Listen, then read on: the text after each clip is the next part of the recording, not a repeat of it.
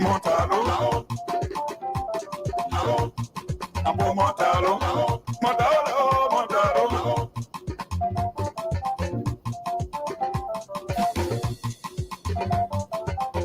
Ici on a qu'un s'appelait.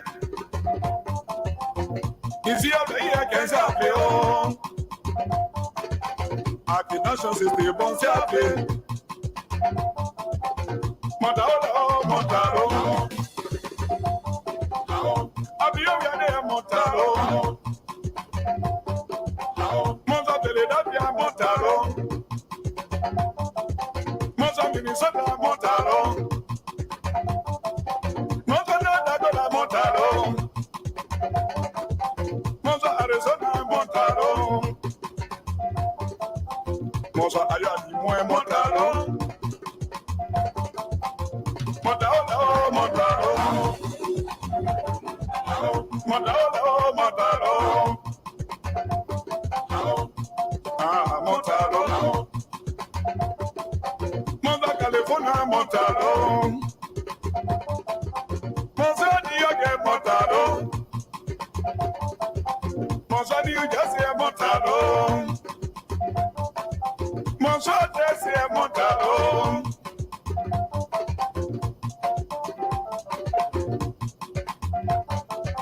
Bonsoir pour Ayo Montalo. Montalo, Montalo.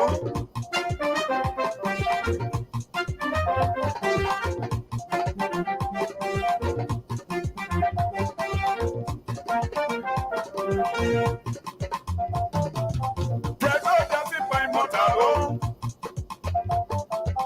Kupa Keyo Montalo. Ici on a qu'un s'appelait.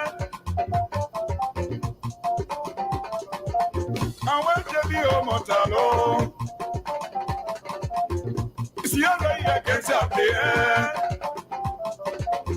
Montalo, Montalo.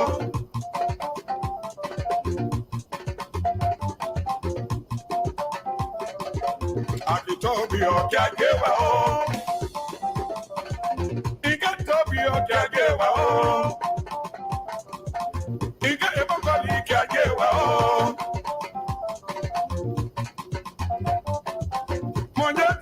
Mon boss, mon Dieu, la veille, mon boss, la veille, mon boss,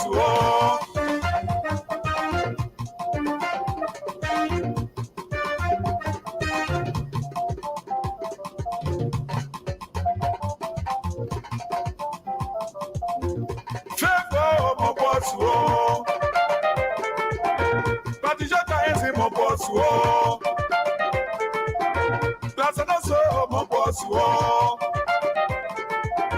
si I hear a name, you more than more. Ebola, mon boss,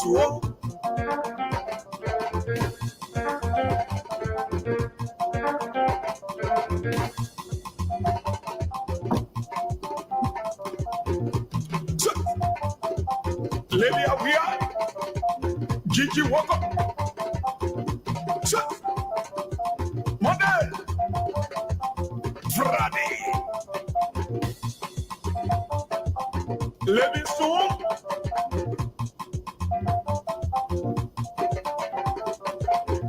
Washington County, Wookman, mon petit Wook, the motor Gbote Tahyor.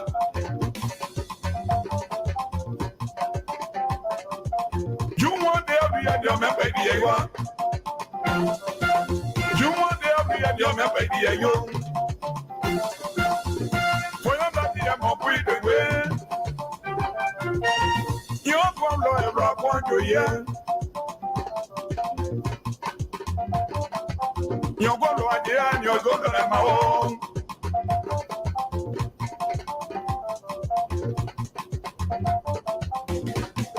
Oh, Montalo.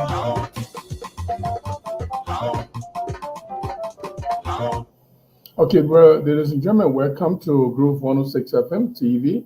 I'm here again. My name is Gibson. I'll be joined shortly by my panelist and my guest, Mr. Gbote Tahyor, is my guest today. and he will be with us shortly. And so we want to discuss. We're still talking about the fallout from the convention. Gbote Tahyor was one of the presidential candidates, and he was disqualified by the board, and then and that erupted into a lot of problem leading to the convention. And at the convention, he was not given the chance to express his grievances to the convention. Mr. James Gbote did not create an avenue for the convention to hear his grievances. So the situation with me too and the other elected election commissioners. So Mr. Gbote Tahyor is coming here today. He and his campaign manager, Mr. Samuel Oshaka Jaidah, are going to be here for us to talk about the things that what is the way forward, how they intending to proceed. So how they intend to proceed is a very very important aspect. Sorry guys. How are they intending to proceed is a very great aspect of how Grand Gedeh will be able to move on. Okay.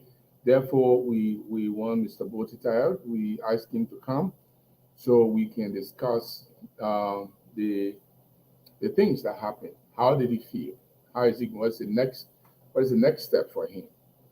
Is he going to participate in an election that is coming ahead in North Dakota? Is he going to, not election in North Dakota, the next election in 2 years? Is he going to participate? But today, I will have Mr. Bernard Baffer is going to be here to help me to navigate this through. I'm not sure if Bobby Tootie and McCavian are going to be here. So I see Mr. Gbote Tahyor, but he's not in. I hope he's not using iPhone. So I'm going to put a song, and I will help Mr. Tahyor to come in. So guys, help me. Just don't go anywhere. We are going to.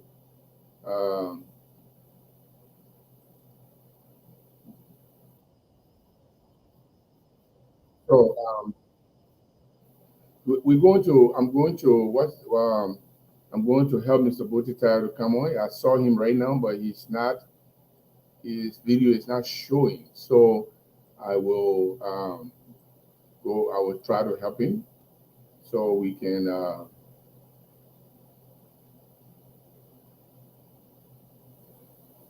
All right. I think we did it.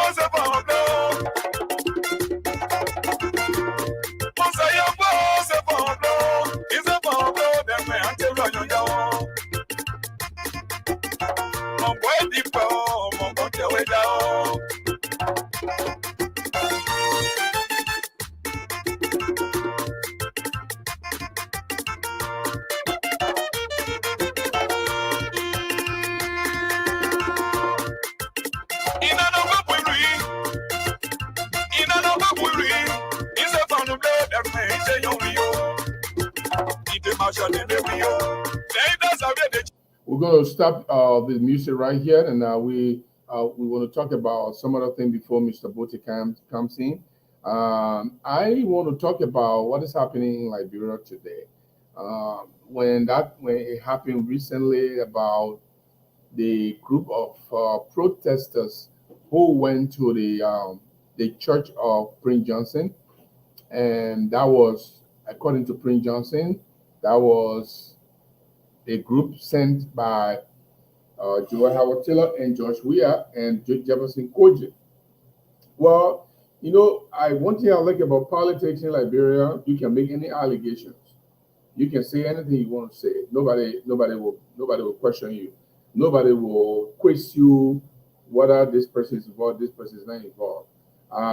So I don't mind about all those that he accused. It's not anything important. What is important is the protest itself going onto the compound of the church.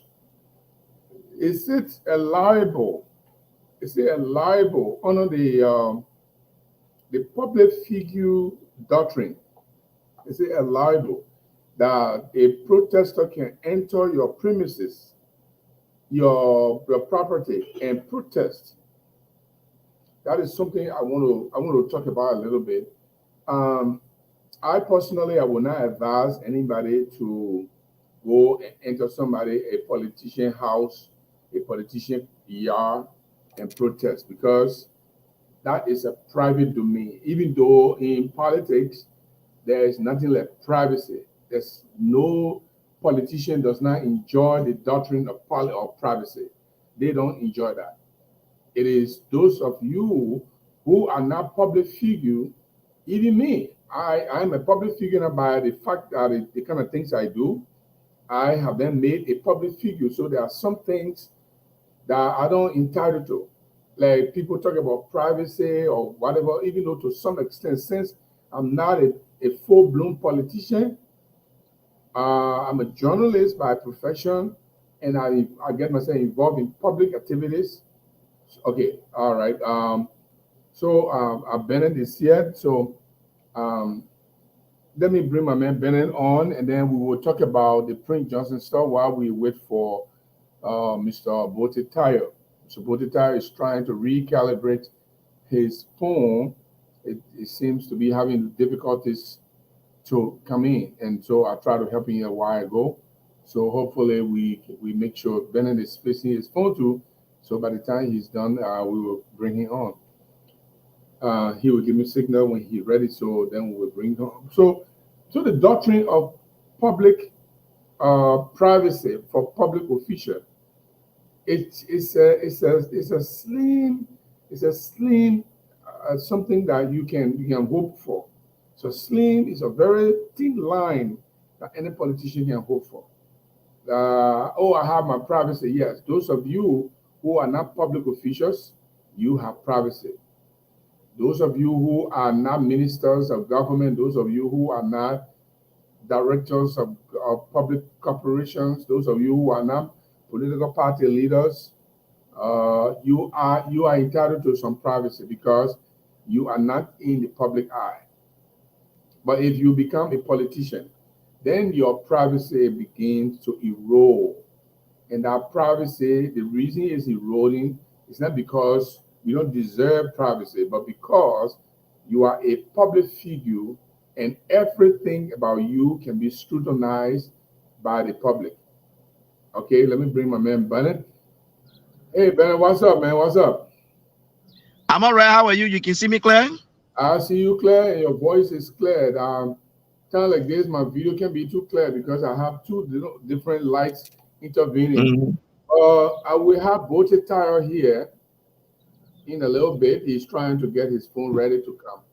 But I want us to preview two things, first of all. Let's preview Gbote Tahyor appearance. What does it, I mean, when you saw Mr. Gbote Tahyor at the convention, what were you thinking? What were you thinking could have happened? What I was thinking could have happened was I was thinking the convention will, because, remember we have a show and previously, and we talked about the convention because we had our debate, and then it brought down to the convention being the superior, the superior body that can remedy all the So I was, and to be honest, I was expecting the convention to have intervened, and like we always say, they will use a parliamentary procedure to put into vote, so then we'll see the agreement, disagreement, and then and voted them. There's a higher possibility they were going to be back on the ballot, including even your commission, because people disagreed actually vehemently with the board's decision. So your commission are going to be, the only thing I was wondering is, so how the election are going to be, where you guys have more time to design a ballot, and I know they get a FedEx 24-hour printing place in West Des Moines. So I was going to, if I was around, I'm going to suggest that possibility, because I use it certain time with KSDI program here, and we'll print 2 o'clock in the morning. We went there, fed a 24-hour printing area.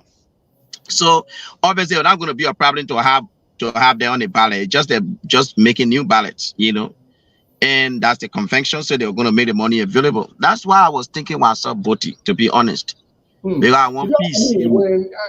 I think the whole thing boils down back to James Gbote. If people write you and say we have grievances, we want the conference to take care of them, and we'll have Mr. Gbote Tahyor in the background. I think he's trying to settle himself, adjust himself. Once I know he's ready, I'm going to bring him in. So he's trying to settle himself. I don't know if you can see him in the background. No, you can't see him. No, I can see him. Okay. He's in the background, so I'm going to bring him in shortly. I was thinking, like, I think the courtesy of just putting the issue on the floor, but there was no, I didn't see any pathway to have that issue on the floor, because there's no way that that convention would have discussed the constitutional revision and come from there and be able to discuss anything else when it was already 3:35 when the Constitutional Convention of a revised committee chairman came up. So it could have been item number 2 or 3, but not number 3, because when we go to convention, they call the convention, they do the prayer. They call the convention to order, they do prayer. Maybe the chapters will make their report, and that's important.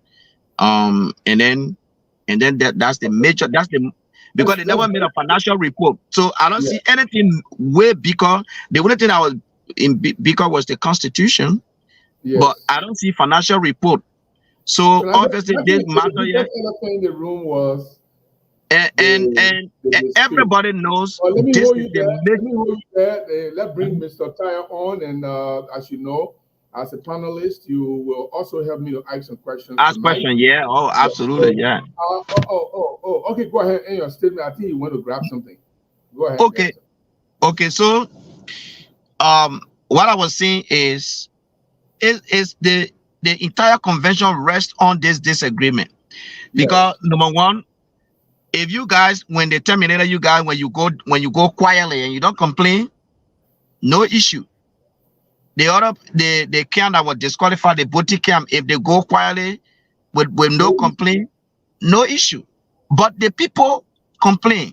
Even Mrs. Kine, she wrote a letter, a protest letter. It was not brought to the poor camp on time.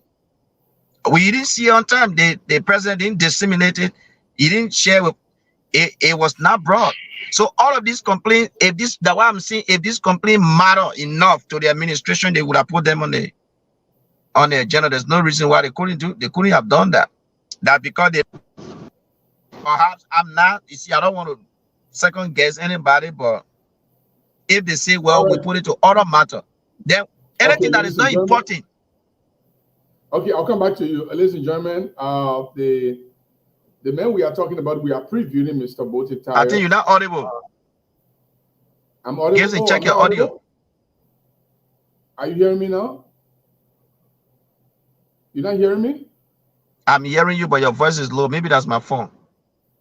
Maybe that's your phone. Let me log back in. Yeah, let me see. I'll bring Mr. Tahyor in right now, but let me make sure that my voice is audible so that I will not. Let me see.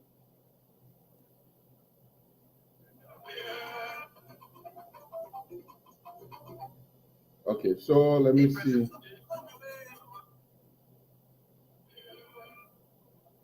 Okay.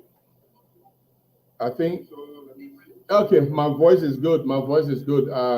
So let me bring on Mr. Gbote Tahyor. He's the man who was he was calm at the convention. People expected different things to have happened, but he remained calm. He remained intellectually engaged. Let's bring on Mr. Tahyor at this time. And Mr. Tahyor, I'd like to introduce Mr. Baffa to you. He's a panelist tonight. So you have been sandwiched. You have been sandwiched. Welcome, Baku. So I will take you from off stage so you can put your last button, and then I will bring you back. Mr. Tahyor, you just put your last button down. The last button, you want to straighten it, the down part down. Yeah, just put a button down. I'll bring you back.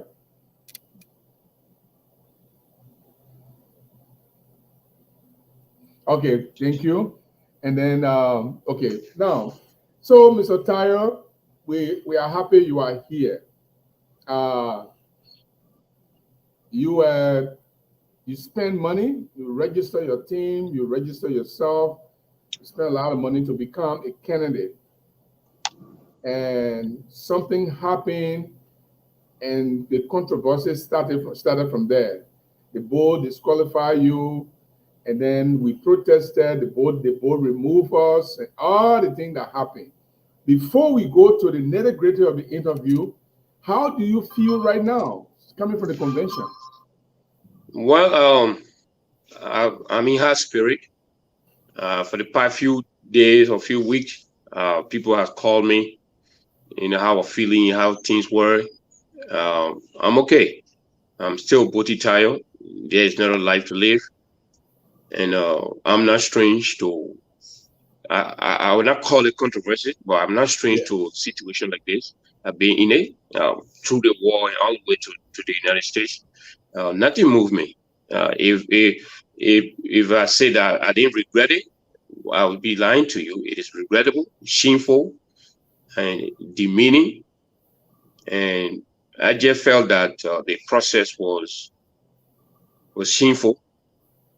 And that's why you get, when you get people in place that have no idea as to how organizations should run.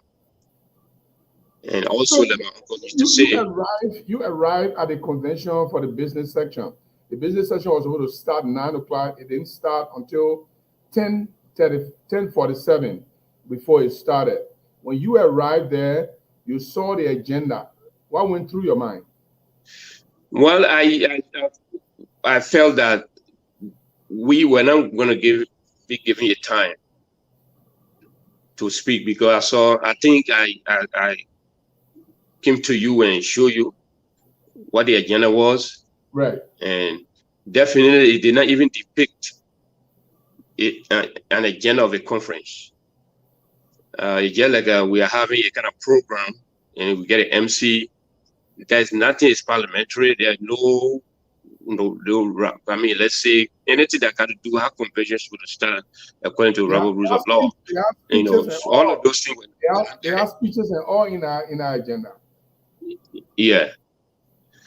You see, so when I saw the agenda, I think you must have discussed it. So probably it's on the other matters. So I said, but how can it be on other matters? But they are the officials. They control the process. I actually told you that when you must have discussed, I told you, Mr. G, I had not seen the agenda at the time. He told me that it was going to be on a way forward. It was going to be placed on the way forward. But then when I handled the conventional agenda for the business section, we're supposed to be a parliamentary process. I saw speeches and I saw other matter. And then there's no itemization of the other matter, like other matter, letter from Gbote Tahyor, other matter, Gibson Jerry, other matter, this person. Nothing was like that. But you say it was shameful. What makes it shameful? What about? Why shameful? Well, it's shameful in a sense that Gibson, Baffo knows, all of us know what a typical convention is. A convention is according to our constitution, it is a higher decision-making body. So everything has to be structured so that people will be heard. Some of the issues that, even the past convention report were not even there. What they discussed in Kansas City, you didn't see that. Because in order to begin another convention, you got to know where the current convention, stopped. The past convention resolution was not even read. So we didn't know where were we starting from. Last convention, what did the conference say? What was the resolution for that convention? You didn't see anything there. So it's just like we're having some kind of program there, like Maya just going through it, and we're not going to have anything. So at the end of the day, when I say shameful in a sense, at the end of the day, everything just went south. Everything just went that way. So for people, because anytime, go ahead. I remember when the history of Grand Gedeh Association, before they just come in and things like that. But when we were meeting as Grand Gedeh in the United States, the whole world is watching. Not only by Nyano, but even this time, anytime you hear that Grand Gedeh are meeting in the United States, the whole world is watching. What Grand Gedeh people going to say? Everybody now on air, but they are very curious of what we're going to discuss. What will come out of the convention? What comes out of the convention? I want to back and that's what I'm saying. It is shameful because I'm out of words right now. I don't even know what to say. That's why it took me time, whole week or 2 weeks, for me to kind of come out to say something, because sometimes if I say something, they say, because the man is defeated, or because the man frustrated, this and that. So it's always good to kind of meddle a little bit, let everybody come to their senses. Then when you say something, even when they were judging, at least there will be some people who are there will see sense in what you say. Let me backpedal, and I will give Baffo a chance to ask his questions, but let's come before the board issued the letter and say you are disqualified. The letter they wrote and say you are disqualified. Did the board make effort to meet with you based on the reason they have? They say, well, Mr. Tahyor, this is the thing we heard about you. Did they ever try to meet with you, your team, before they took that decision? Up to this point, we don't even know who filed protests against us. And in the process, we were qualified by the original election commission. And every time we receive a letter and a communication, we contact the commission. Commission will tell us that, well, you guys should go ahead and campaign. You are not disqualified. And we were going through with the guidelines and everything that you will put up. So the ball, it was on a Sunday when I received a letter from Omega Kala that we had discussed, but there's no due process, there's no investigation that was added. So we responded to them. We responded to the ball that the action taken was unconstitutional. And at the end of it, we said that we wanted to meet with them. We requested an audience. Yeah. And they requested an audience. Did they agree? Because that's an honorable thing to do. Or well, yeah. We don't agree with you, but we want to meet with you. They didn't even reply.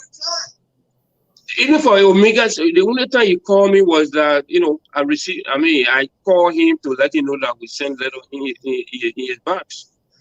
The only time he called me, he called me by, okay, yeah, I received a letter. That's it. After that, for even the board, so it's okay. Even when somebody complains you, up to this point, we don't even know who filed protest against us.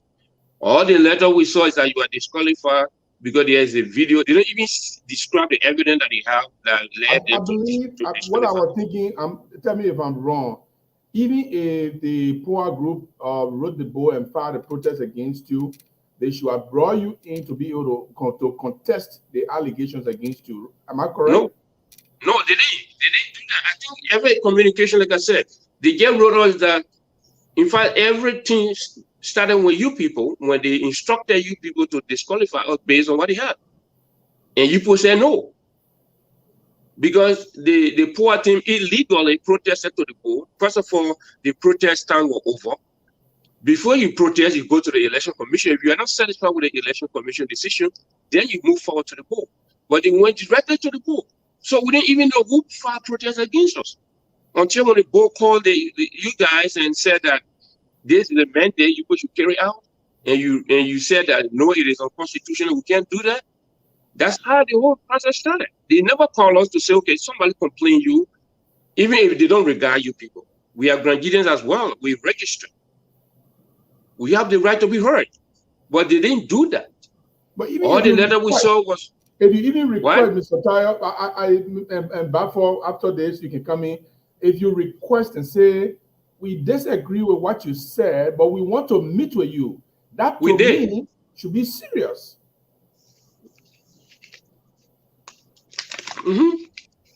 I think every communication we got from the board, we forwarded it to you, the commission, so that you'll be aware where we are. We did that. We told the board that the process was not fair, and we needed, we needed a meeting of the mind. We needed to meet with them. We needed the audience. But however, we remain resolute to pursue the illegality of what they did, and we're hoping on the national conference. And you, the commission, told us that everything will be done at the conference. Gbote, the president, called me and said, well, Gbote, if you have any issue with your disqualification, send me a letter or complaint, and then we'll take it to the convention. And that's how we galvanize our people. We encourage our people to come to the conference. And since then, Gbote has not, when we got to the conference, we saw this thing, we asked him, he never said anything. Gbote was different. He was different at all. So we never saw, that's what I'm saying, it is very much shameful. Because according to our constitution, the national conference is the one that, lay to rest any issue that we have. I'm just paraphrasing. Any issue that anybody has, bring it to the national conference, and then they dispose of the matter. And these are legal constitutional matters. But we put the constitution aside. We use bigotry. We use, I don't know what form of language, what kind of description I would give, the kind of behavior that we saw over the weekend. The past weekend. So that's what I'm saying. It is very much disheartening, very shameful. Sometimes it gave ground for most of the intellectual Grand Gedehans, or not even intellectual, but every other Grand Gedehans that have been contributing, are hoping that the Grand Gedeh Association will do something better. They stay away. During the campaign, we talk to people, say, well, the Grand Gedeh people, nothing will come out of it. And truly, So that's what I'm saying. It is we felt that we were not Grand Gedeh. We don't have the right to be heard. You see, Omega Khan is standing there. They are able to say some kind of commando somewhere. They're standing there. Nobody should talk, and calling police and all of that. And it's shameful. Okay, but very sad. Yeah, Mr. Tahyor, welcome. Thank you so much. like you were saying, the all of the matter hung on the decision the convention were going to make. As much as I'm from the other side, I also we are all cognizant that the convention is the higher decision making body. So my particular question to you is, give the listening audience and myself some detail. What you think actually could have been done, what you think the procedure could have been in order to in order to have resolved this issue? Okay. The issue, because first of all, the board is party to the problem. So in any conflict situation, that's what I'm saying, that the issue of conflict resolution in our community is lacking. All right. Now, when you have issue, you go to the board prior to the convention. So if the board is party to the problem, to the process, then the convention is a higher decision making. That's what the Constitution said. You see, the Constitution, any issue, legal matter or whatever constitutional issue that a member has with the organization, only the conference can dispose of that matter. So we were saying that we were illegally, disqualified. So let's go to the conference. And the president called me and said, Gbote, you go have your issue, send us your letter of complaint. He's a presiding officer. Okay. When he said the conference, the president is one that represents the conference. So he's one conducts the affairs of the national conference. So when he called you and said, okay, send me your letter of complaint, it means you're going to have your day in court. We did not have that. In fact, even for you to even get back to us to say, even though you didn't see this on the paper, but I'm putting it on another matter. So that's what happened. So we encouraged, he in fact called us and said, look, encourage your people to come to the convention. We had our vote in our home. You saw when I don't know whether you were there when Chairman Kaibule read the Constitution at the adoption. Everybody there knew that the Constitution was going to be adopted. Look, the other one too, the side show. Okay, before you bring something to Kaibule, been working on that Constitution for 4 years. So anything that you give the commission responsibility to do and they bring it for adoption, they mean you don't need to review it. It has been reviewed by the board. It has been reviewed. You need to vote on it. So why would the board come in and say we are taking it again to review it? Why is that to be reviewed? So some of them, that one said they are inept. They don't even understand what it is constitutional adoption is. So all they do, they get like the power. And the mistake probably when we are reviewing the Constitution again, I think they warn the higher decision-making body in the absence of the conference, we should remove it. Because that's what get the old people power drunk. They warn, in the absence of the conference, the board is the second highest. They are abusing that phrase. So it doesn't mean that if you are the second decision-making body, that's the administrative aspect during the process of the conference. Interested, in my view, the board should be interested to have you heard, because at the level of their jurisdiction, you requested to meet with them. They didn't meet with you. No, they didn't even reply us. They should have even replied to you or even met with you to hear you. If they even want to still take their decision, if they wanted to go ahead with a decision, they could have met with you, hear you, and make their decision from what you say based on what the other people say. Yeah. So, in fact, the protest letter that was sent to them was not even detailed. So there was a need for the board. Let me ask you before Bafo come back. The appointed commission, the board continue to argue that they elected them, but as the appointed commission said they wrote you. They claimed that they wrote you. They said that on one of the show, but you did not honor their letter. Why? Say that again. The appointed commission claimed that they wrote you and your team, but you guys did not respond, or did not respond, but you did not honor their letter. But they were illegally installed, and they carry out the board's mandate. Okay, if they say they are independent when they are appointed, they should have revisited what led to the board making this decision, reach out to us and say, when we talk about this, what we met, this is what the board says. Why you people say it? They only say on letter of disqualification. So if somebody say this, letter of disqualification, what do you do next? Why are you going to ask? Okay, Baba, go ahead. Go ahead. Let me talk to Samuel Jaidah.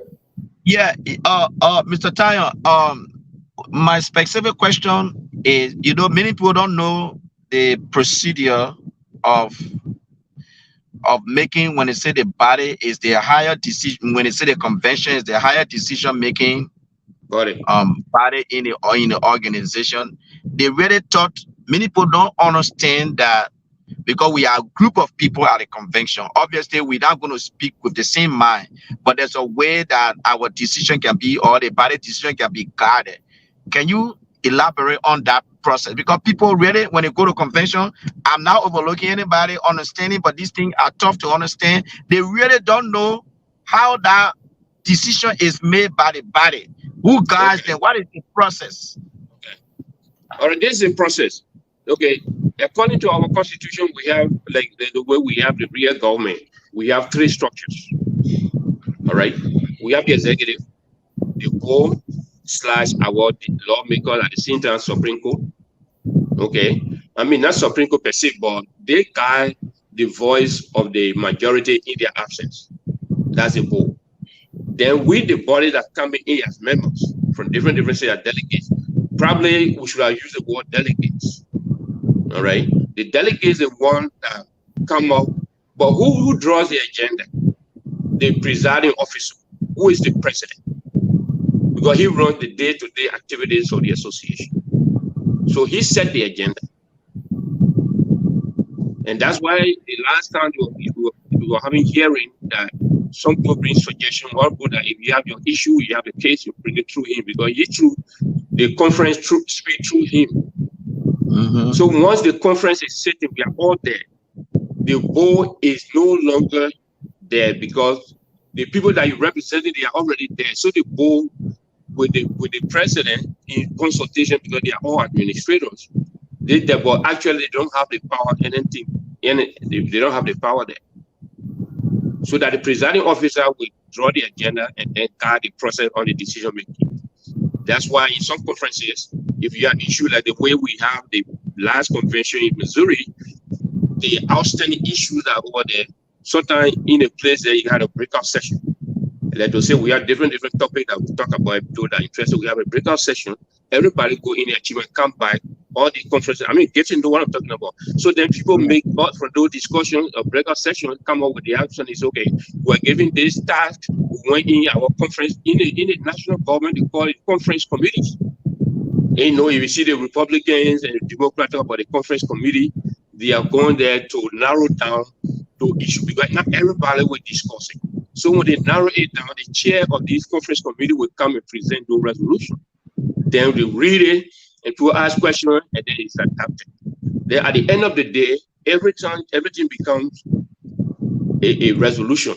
So that, like, for instance, the resolution will start, with the 2023 convention. We, the people of the Grand Gedeh National Association, agree that the issue of agriculture is permanent to the people of Grand Gedeh County. So we are going to do this, we are going to do this, we are going to do that. You see it? So that how conference made decision. Okay, Baba, yeah, you stressed something that makes that a lot of people have not picked up, which is the board is no longer in charge because the people they represent are there. So they even supposed to be in the audience. They're supposed to be in the audience there, but anyway, we respect them. We put them behind the table there. But that's why the president presides, because the president, he is the leader of. I think that's the idea you're trying to express here. The president is the leader, is in charge of the general conference. But then while the board, except for constitutional matters, the board can preside on the constitution. Go ahead, ask your question. I will talk about in a little bit. All right, but the way I envision it, I don't know if I'm going to ask you whether that is correct or not, but let me just give you a quick rundown. We go to the conference, like you said, the president presides, The board, the people they represent, they are already there, so there's no representation any longer. The board itself is individual now, are also member of the convention. And then item number 1, they put it up. The former election commission complained. Then do you think they are going to read their complaint to the audience and they make their presentation? And then maybe someone got a counter from the board to say, well, we removed that based on this reason. Now 2 disagreement, they put into vote up or down. That's how it was supposed to be. Then they resolve that issue. Then they take your own complaint. Then they take your complaint, they put it up. They tie on camera cam. They put it up. You read your complaint, and then they put out that go against you. They made their presentation. They put it to vote. Is that how it was supposed to be to get clarity? Yeah. So this how it's supposed to be. Legislatively, when everything, let's say when all of the complaint geared towards one item, let's say the election commission, because all the theme of our complaint was the illegal action of the board of directors. Okay, so once everything is compliant, we have the same complaint, then the presiding officer will say that, okay, we feel that the election commission is geared towards the same thing. We see that the entire Camara team complaint get the same thing, so we are going to put going to be a one presentation. So then you put it on the floor with a conference. It's okay. Those are the team complaints. We all agree that the board's action is like this. You know, it had a propensity to divide our community. And according to our constitution, article so and so that we quoted, that's why it is. So what the conference team said about it, you got few deliberation, then you put it to vote. Was the board right to dismiss the election commission? Well, will the board be allowed to defend itself? Yeah. Okay. They can do their presentation. Put it to vote. Yeah. Then put it to the vote. decision now become the standing decision of the national convention. That's right. Okay, that's what everybody was expecting. I personally believe that when a board arrives at a conference, they are not together at the conference. They can represent themselves. They can argue their point why they took the decision that they took. I think that would have been a very great moment for us to see the board justifying the decision. So here's my next question before Gibson come in. You said you had a you had a dialogue with the president, with Mr. Gbote. He told you to write your complaint, and he received your complaint. So I mean, from the beginning, he followed all the steps now. So what do you think happened? What's the breakdown then? Because the breakdown, you see, this is why I want to say this, Buffer. The problem we have in our leadership circle, which is, I believe it is cultural, or I don't know, but people they don't look at their positions as their positions. When I say as their position, is that when you are a president, whether Gbote did bad to you or Gbote did anything to you, you have the right to act as president. You see my point? Because you are giving oath to protect the interests of everybody, the Constitution. So anything that has to do with the Constitution is not Gbote, or it's not Gbote Tahyor, or it's not Bafo. It's the Grand Gedeh Association. Even though I will cry making those decisions, because you must have some misunderstanding, but I have to live up to that institutional characteristics.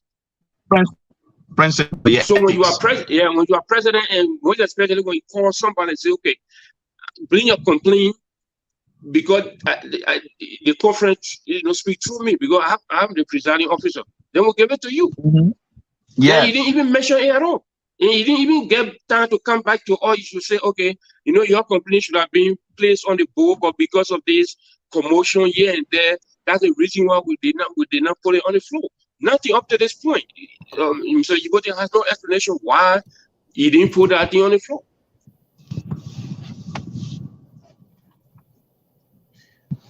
All right. Okay. So, yeah, I mean, I could ask more questions, but Gibson.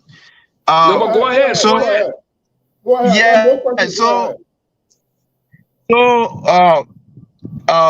So what do you think should be done now? Well, like we're saying, after in the beginning, we're going to do give our position statement. Our position here is that after that we met in our leadership meeting. Everybody, the whole world seen it. In fact, we are very much. I want us to keep that. I want us to keep that, Mr. Tahyor. Let's keep that solution part. Let's keep that solution part for the last. Let's keep it for the last. Okay. No, it is your solution. It is your proposed solution, right? But let me ask some more questions. You think the board, anybody on the board, they hate you as a person, or you think they took the decision because you are from Bison District and they wanted certain people to be the leader of this organization? What was your thoughts? Well, all of the above. Anybody can think that way. You see, the issue here within the Grand Gedeh community, sometimes when you read it talk, they say, oh, it's not Bison District we're talking about, it's not sectional. This organization has become sectional.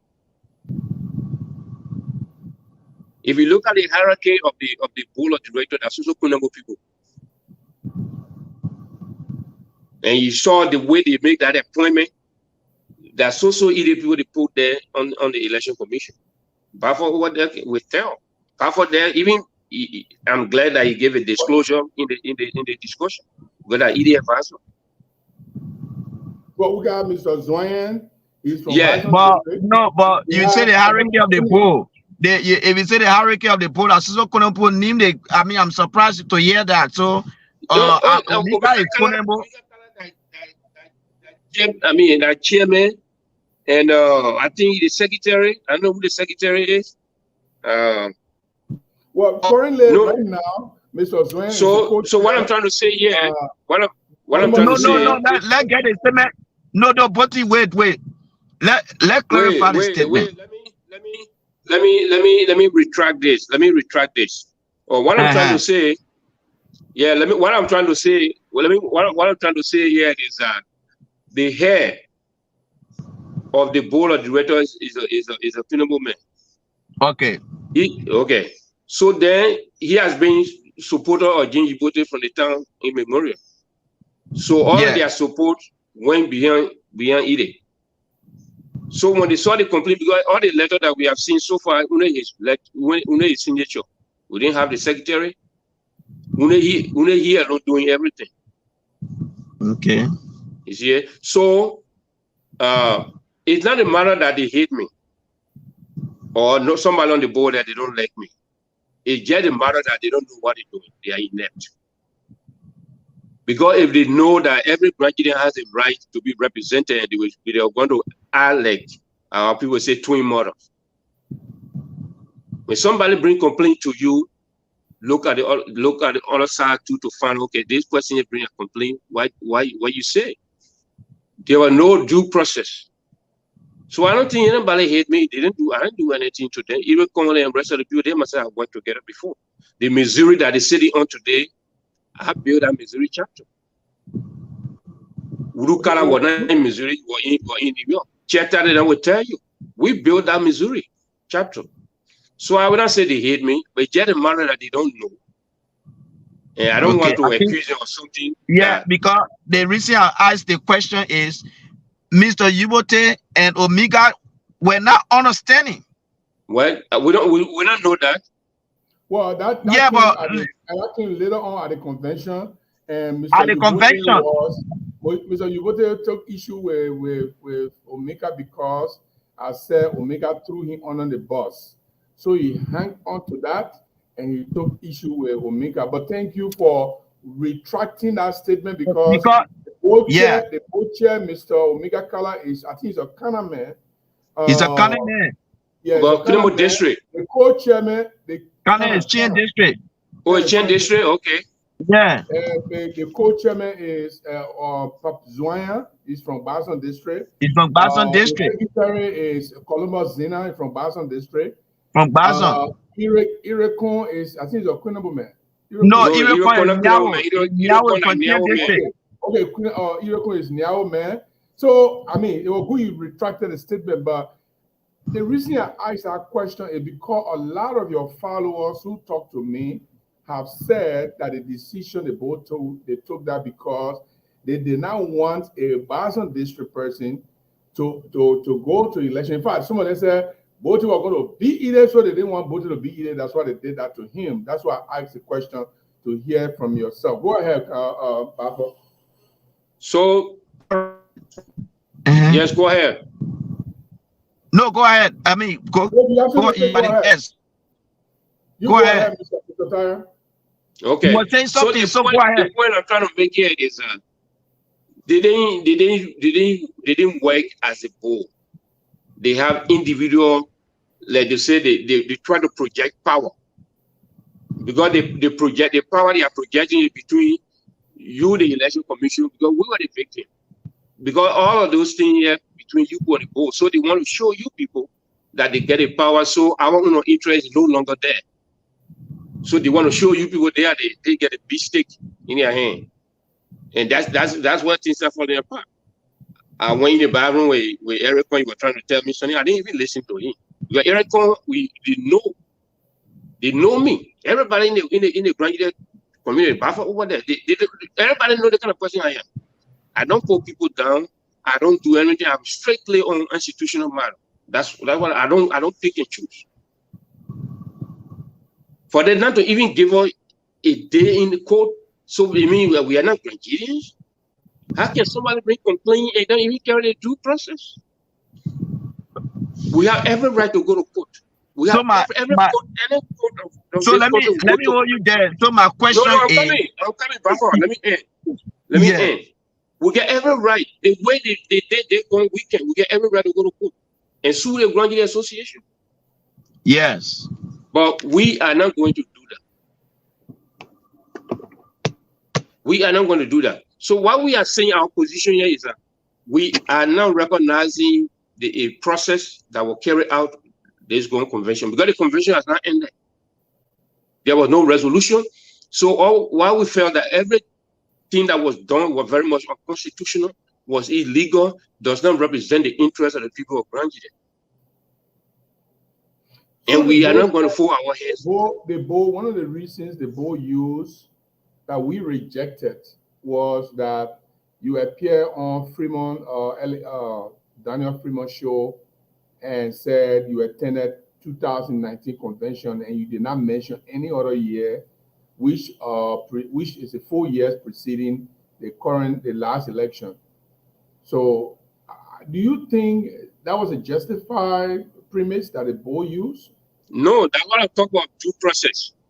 You know, sometimes it is a spill beer. First of all, that's why you ask questions. When somebody bring evidence to you, you call the person. Okay, Baffa is over there. With either team, they just want to win. That's why, because maybe they felt that the board was so inept, so they can just send such things and then the board just act upon it. All right. But if the board should have seen, okay, 2017, the Constitution say what? Most recent, right? Yes. The last 4. Right, Baffa? Yes, the last 4 years. The last 4 years, more recent. So if you go by 4 years from Cleveland, is Cleveland convention recent? Cleveland, the last 4 years. But you were in the medicine. No. I just want to define the word most recent. Yeah, the most recent convention that we had was the one in Minnesota and then the one in Missouri. That's right. What are you driving at? What I'm driving at, because the board decision was based on Cleveland Convention and Sioux City, and then Minnesota. But okay, if you come from, let's get, for example, let's be hypothetical here. Let's say Cleveland and those places. Okay, from Cleveland, then South Dakota would be the most recent outside of Cleveland, right? Yes. All right. Then from South Dakota, what would be the next recent? 2019. 2019, yes. Minnesota. So what I say on the show, I said the last convention all attended was Minnesota convention. But then the board investigation put me all the way to Arizona 2015 that I never attended any convention at all. I see. You see? So they are one of the most recent that Cleveland, Sioux Falls, Minnesota is the third one. we never had convention 2020 and 2021. So for the past 8 years, the two are the most recent we consider more. Even Minnesota said if you get to Kansas City, not even more recent because 4 years after Minnesota. Yes, yes. So so logically, constitutionally, they didn't even look at that. They just I don't know, for some reason they just went and just started to act because they are so powerful. The second highest decision making body in the constitution. Error. So they act on it without due process. I think the fundamental error was the failure of the board, and they did that to us too, to even call you and acquaint you with the charges that the other party was making. They didn't do that. Up to this time, we don't even know who filed charges against us. And even they did that after the time frame that you people gave. The protesters have passed. This is the reason why they didn't come to you. The commission, they went straight to the board. So they violated the constitution, the guideline as well. So let me bring another issue that came up with the illegal election commission as you described it. According to the election commission, they got receipts. They made their decision based on receipts that they received from the board, from Mr. Richard, that the receipt that Richard turned over to the board. They went through the receipt and they did not see your name among the receipts. Is that a justified reason? Say that again. The appointed commission said they went through receipts that they got from the board, and they went through the receipt. They were looking at everybody's receipt, but they didn't see your name among the receipt. They didn't see your receipt among the receipt. So therefore, you did not attend the convention. They can publish those names. How they got a receiver? Yeah, I mean it's just a sham. You know, in the first place, this is where they already made their decision. They already just want to just brush it over and say they are acting because they carry out the board's mandate. They let, first of all, in the first place, if they were fair enough or they consider themselves, they get them a board. When they took over, the election commission, they should have called us first. Even if it be a sideshow, why you do first is that what they don't understand about administration is that you took over. Even though you've run on your decision, you already make up your mind, but at least yet make a semblance of saying you are being fair. Okay, so we just took over, introduce themselves to us first because we are party to the process. They didn't do that. All the letter we saw was, you people are disqualified. I if I can remember very well, we had 2017, I think it was Ohio, right? Yeah. 2017 was Ohio. Then we went to Kansas City. Then we went to, I think, Minnesota 2018. It was 2019. Minnesota. 2018 or 2019? 2019 in Minnesota. After South Dakota, after South Dakota Convention of Minnesota, 2019. 2019, okay. Yeah, South Dakota 2018. Elected, and his term was going to be over by 2021. Yes. Okay, and then that didn't happen. The board gave him an extra, time for him to be there. Yeah. I still stand to be corrected on the years, but do you think we are moving forward in this organization? You have been following this organization. You have been a leader in some ways of this organization, opinion leader. You have elected people. Are we going forward, or is the organization retrogressing? We are not going forward. Other people might say that I'm saying it out of frustration that I was illegally disqualified. Police were muscle, police were broad, the conference, the national. It's not from that perspective I'm speaking. I'm speaking in looking at the records of the Grand Gedeh Association for the past couple of years. You know and I know When we first came here attending the Grand Gedeh convention, it's quite different. Yeah. And what you see in any organization, the leadership set the tone. Because you have to have a leadership that understands organizational behavior from time to time. When we first came here in this country, were all fresh from Liberia. The mind of the war was still in us. So that passion, that ego in us that we are here, we are going to make sure that the Grand Gedeh Association, stand firm and do and help our people. And the Grand Gedeh Association acted upon those sentiments. When they met with Child Taylor and Free Child Breeze and Women Walade. All right. So fast forward now. That's what I'm saying when I'm talking about organizational behavior has to do with the kind of leadership that we have. Okay. Now, Grand Gedeh, most of us came here now, our mindset has changed. I can just say for the practical standpoint, but to understand what I'm trying to say, all of us have become civilian. We are no longer traumatized. We are riding big cars. We are making good money. So nothing else moves us because we are in the pre-war. We passed the war stage now. We are citizens of the United States. We are making good money. We supporting our people back home. We go home. We're doing projects. We're doing this and that. So the appetite of saying that we are at war or we are Grand Gedeh people fighting us is no longer there. So then, with that kind of sentiment that we have now, how do you motivate to get Grand Gedeh to believe in themselves again? This is the key that the leadership has not shown for over 10 years, the Grand Gedeh Association. Because we have to pivot from war to the economic issues that we are facing today in the United States. Until we understand that, Grand Gedeh, look, can you imagine, even the people who say that they're having their election? 169 people to participate in the process? I mean, for me, that was not a mandate at all. We have, according to I'm answering your question. So from time to time, if we take from Timon time to May, when Mata Canada was there, Timon there, that Grand Gedeh was still there.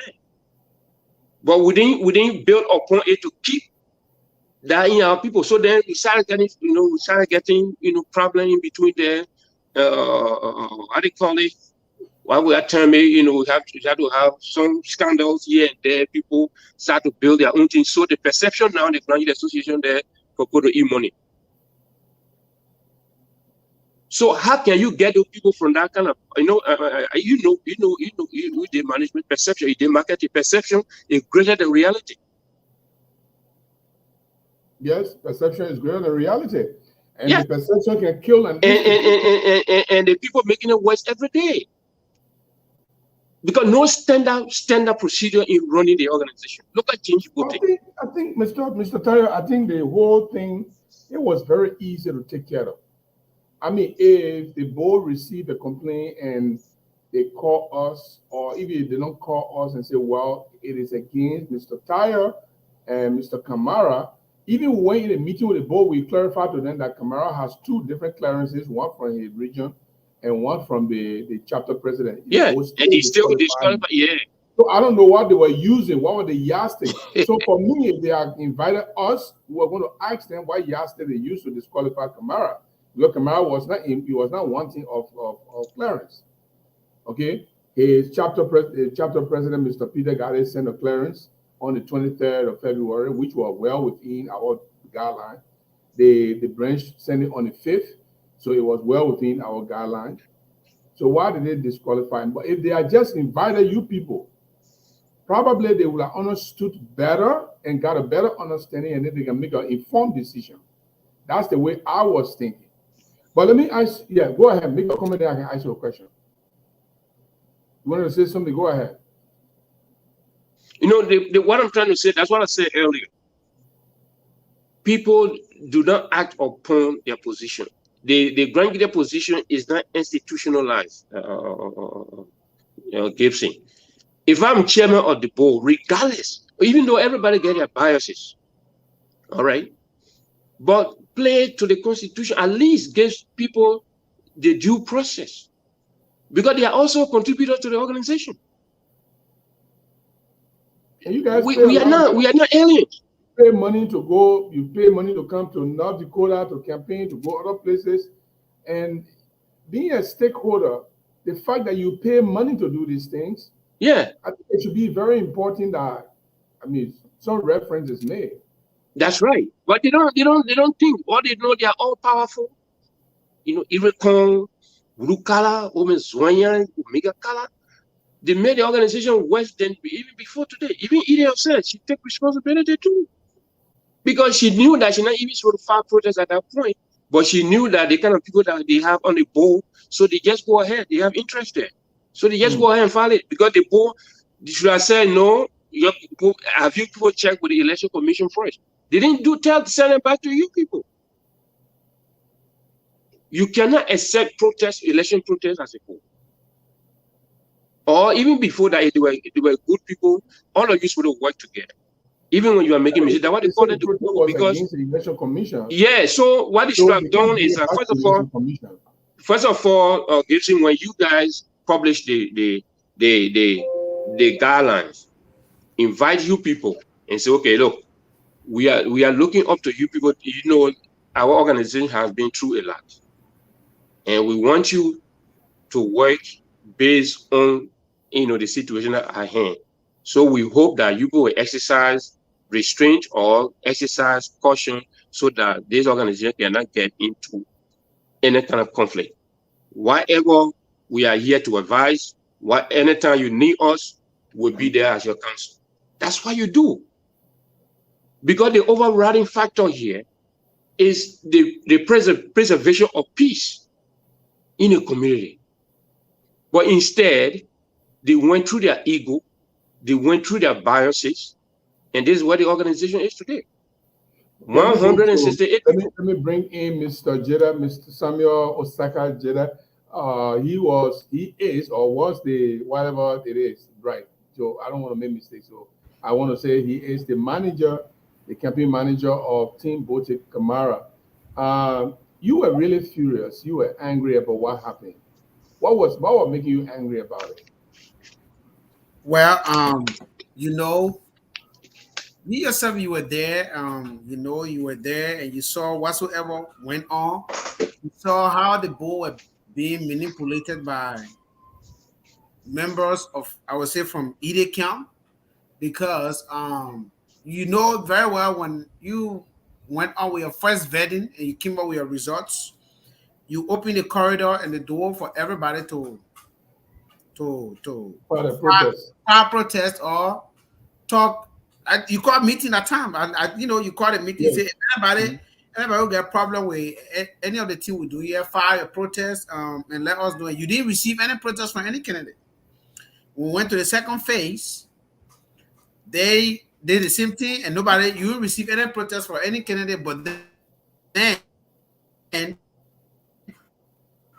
the board received the thing that was going on is the bowl. We already have a bowl that are trying to detect, say, because you did, I don't know where in your bowl we say they can impeach you for gross disrespect, which Mr. Kohn was quoting from his bowl rule. There is nothing in his constitution that say you can impeach somebody for gross disrespect. And my anger came where Grand Gedeh say, oh, you don't forget about everything, you don't forget it, the thing is over. Right? It's over because it's in their favor. You get what I'm saying? It's over because it's in their favor. But it was not going to be over if it was us yesterday. They want us to go to the table and talk and do things like that. But no, the thing is, they saw the impeachment of the board. The board impeached the election commission. They agreed that the board was not having that constitutional, like they got a constitutional right to actually impeach any elected official, but they are impeachable offenses. You can't just say I impeach you because I call you not pick up the phone. That's why the Constitution make it clear which one they should impeach. Okay, many of Grand Gedeh agree that the board did wrong. That's where my anger came from. They agreed that the board was wrong to even appoint elected official. Mr. Kohn again used the board rule, and I same one again that he used the board rule outside of the Constitution to appoint new elected officers. Now, they also agree that all of these things that happened was wrong, and they were all wrong. But then they say, you know, just forget about it. That's where my anger came in. You say, all the things that we see, the Boda sort of fire the people there. They know they keep to the Boda sort of fire those guys, and the Boda even sort of do this, right? We agree that they're supposed to do it. But say it already happened, you don't forget it. So if we mind, you don't forget it in this community, our community will be very divided. Many people were thinking that we're going to form a new organization, which we are not going to. We are not, you know, Mr. Tahyor will never allow anything to happen under his watch, neither do I. But the scare tactics they were playing, oh, they're coming for a new organization, they're coming for this one. I remember either them going there, they went there after they went to our CP. And I was unfortunate to be there. I wanted to ask her why was she said she forgot about everything. Background is background. Did she contest against any candidate? So why she coming on to the PC of opposition candidate? They say you got web ballot, right? You finish with your web ballot, you can go on. But then you say you come into the PC of the other candidate that was not even on the ballot.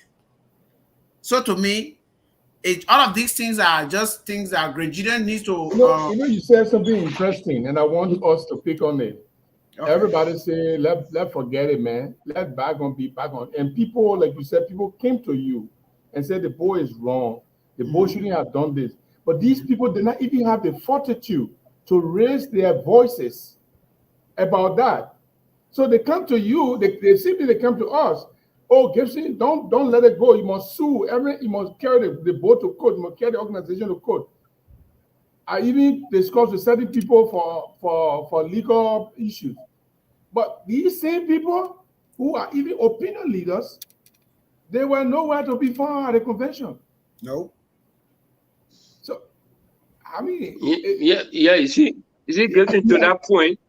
To that point, you see, this is why I'm saying that it'll be hard for Grand Gedeh community to thrive, because any community that doesn't uphold the truth,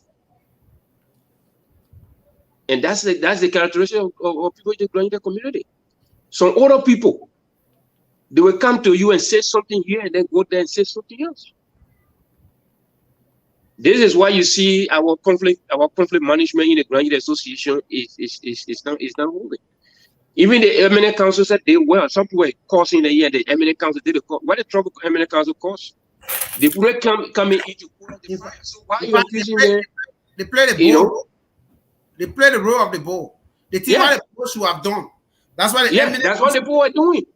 Yeah. When the people writing all kind of things that the eminent council they don't want to get problem. How long have they been in existence before the problem? Because the reason why, if in our platform, we want to bring back the elder council and the eminent council, because you see, in any organization that have no, let's say, instrument to resolve conflict, it have for peace to prevail in a particular community, and that's the Grand Gedeh community. So our intention is to get the eminent council in the constitution, because they have served as leaders. I still want to ask a question about how.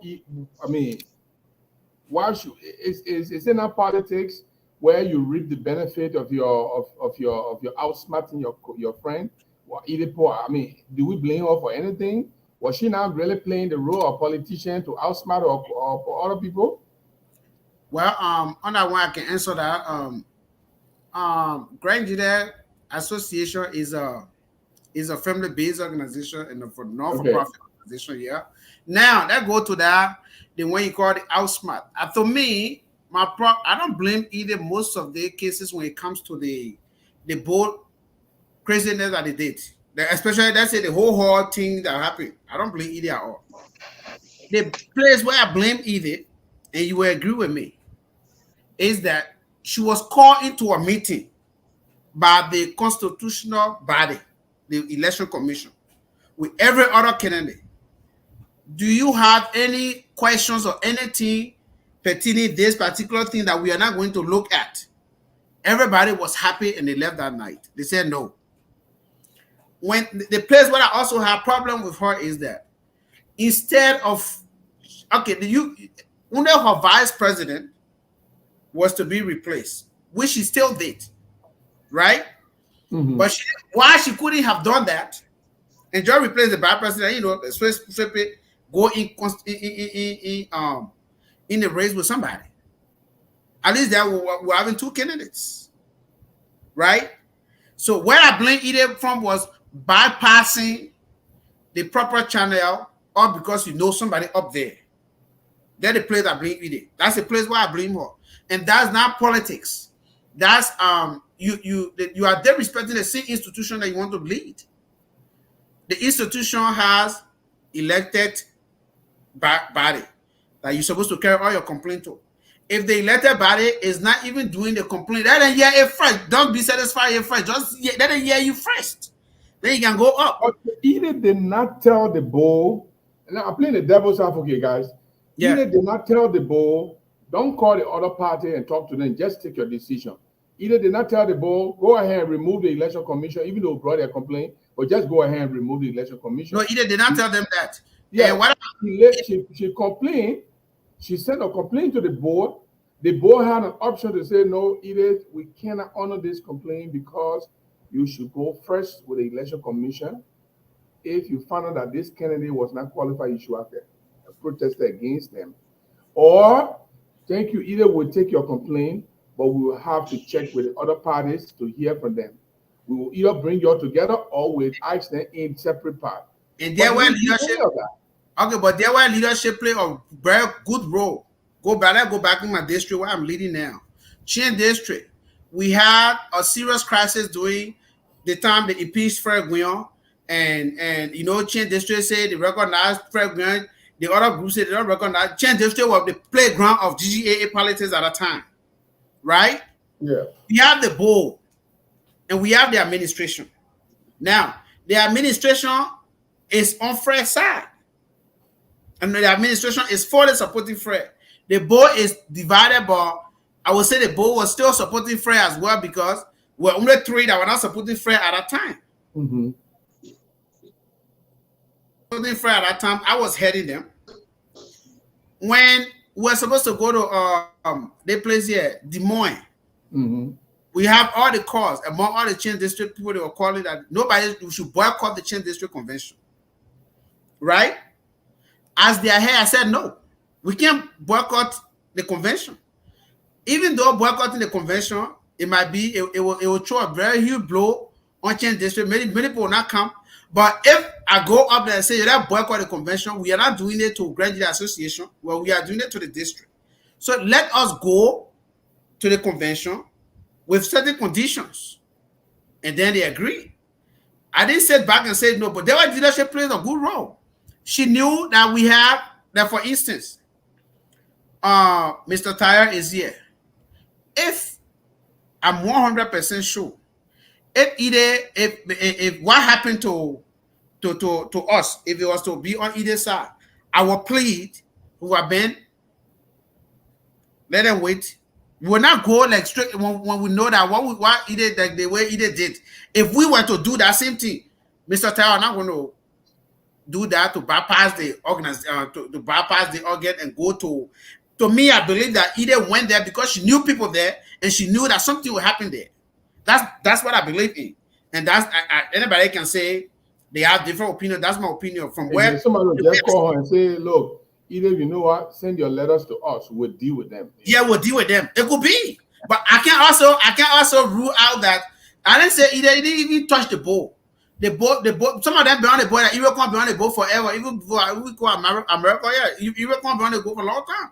So is Mr. Carla. He knew about GGAA a long time. The point here is when you are a leader, even though you can have people saying X, Y, Z things here. My inauguration in Des Moines, when we had Chin district for inauguration, it was agreed upon that we shouldn't recognize GGAD. At that time, I was not in the meeting. When I came there, they said GGAD will not be recognized by Chin district. I said, well, we do not have any role to play when it comes to our national politics. The same way GGAD have member from Chin district, so is GGAA. So under that note, we are going to recognize them. So leadership play a role a lot. That's what we call leadership play a lot of role. Let me put it to Mr. Tahyor. Mr. Tahyor, you don't expect either to sorry for you or to feel for you or to even try to pamper you. All she wanted, she was going for the kill. Would you have not gone for the kill if you had an opportunity? What I'm saying, first of all, anything that you do, there are friendship. You see, for me, I'm not political. I will not even in the slightest. That's why even when I call you people, I told you that let everybody go in the process so that we can just let people Grand Gedeh decide. I will never file a complaint to stop another candidate. Because if I believe in myself and I know I got the support, I would not file a protest. They knew that they were not going to win. And they get people on the board, so they filed a protest. At the ballot box? Yeah.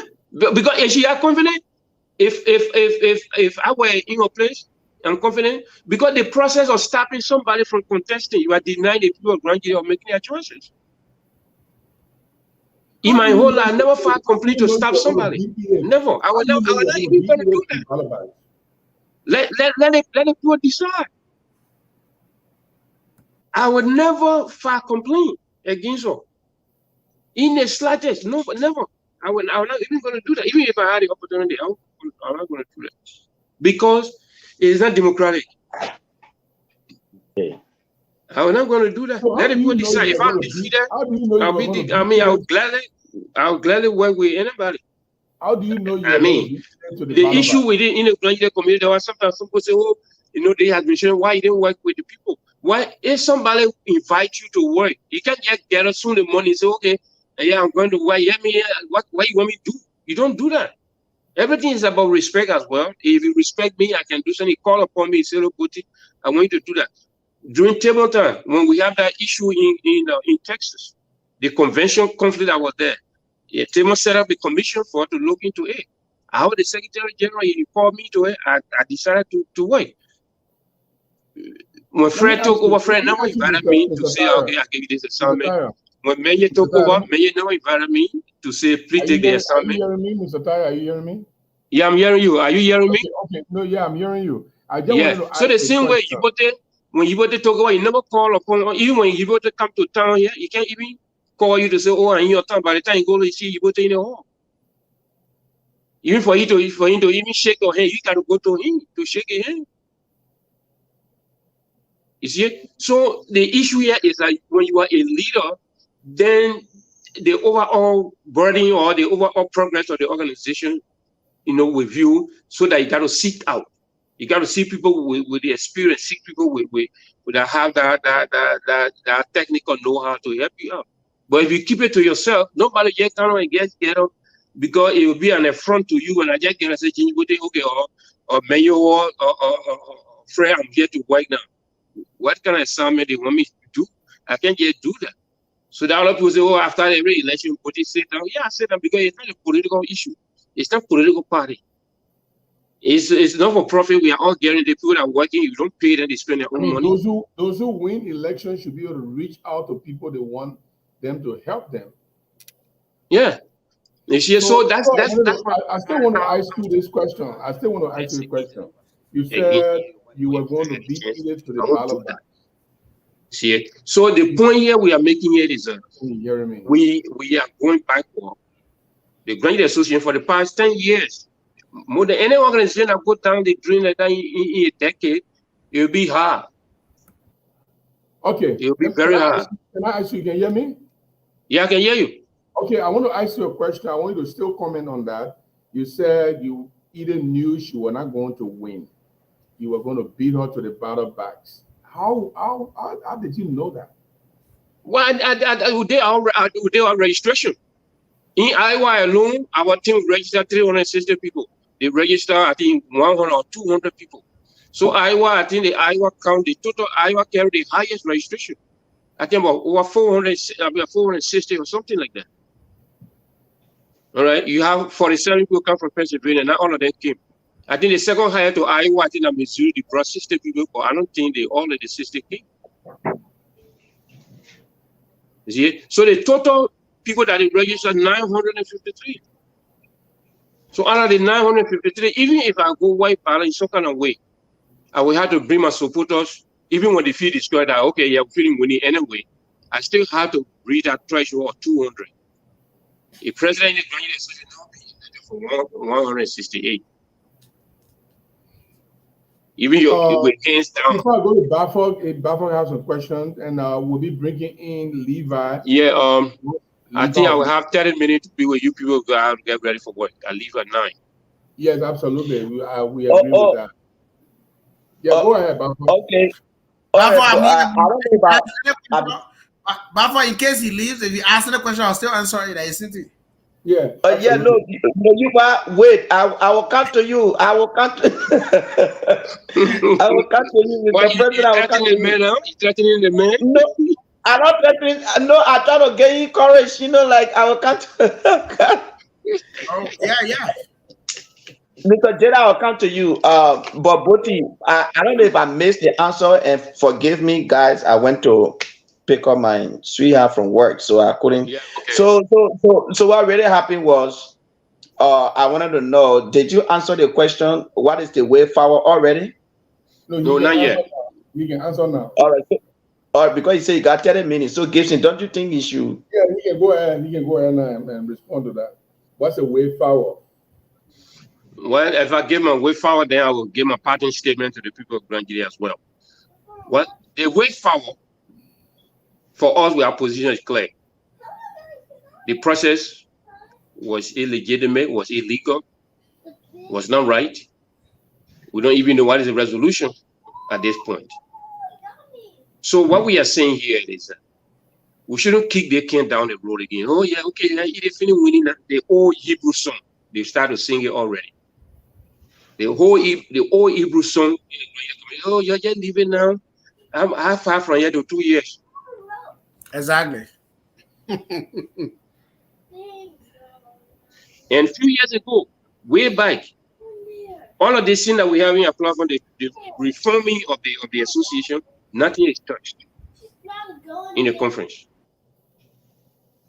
The resolution we took from Minnesota at that time that Gbote even touch it. So here we are.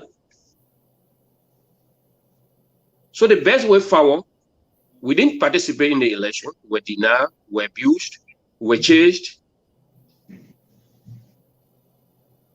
We're not regarded as Grand Gedeans. So when somebody don't regard you, what do you do? I don't know. We don't want to be asking questions. Yeah, you are Grand Gedean too. When somebody don't regard you, what do you do? Me about journalists, I will be asking questions. So I don't know what to say. No, journalists can answer questions too. No, but when people don't regard you, what do you do? And for me, I'm a panelist, but I support a camp in this competition. No problem. If you like, you can be biased. No problem. Answer your question. Answer the question. When somebody don't regard you, what do you do? So my view here, Gbote, is the organization itself, not an individual. The organization had a procedural error. You and I, as much as we on opposite side of this thing, if we were going to go to election, you could have won, either could have won.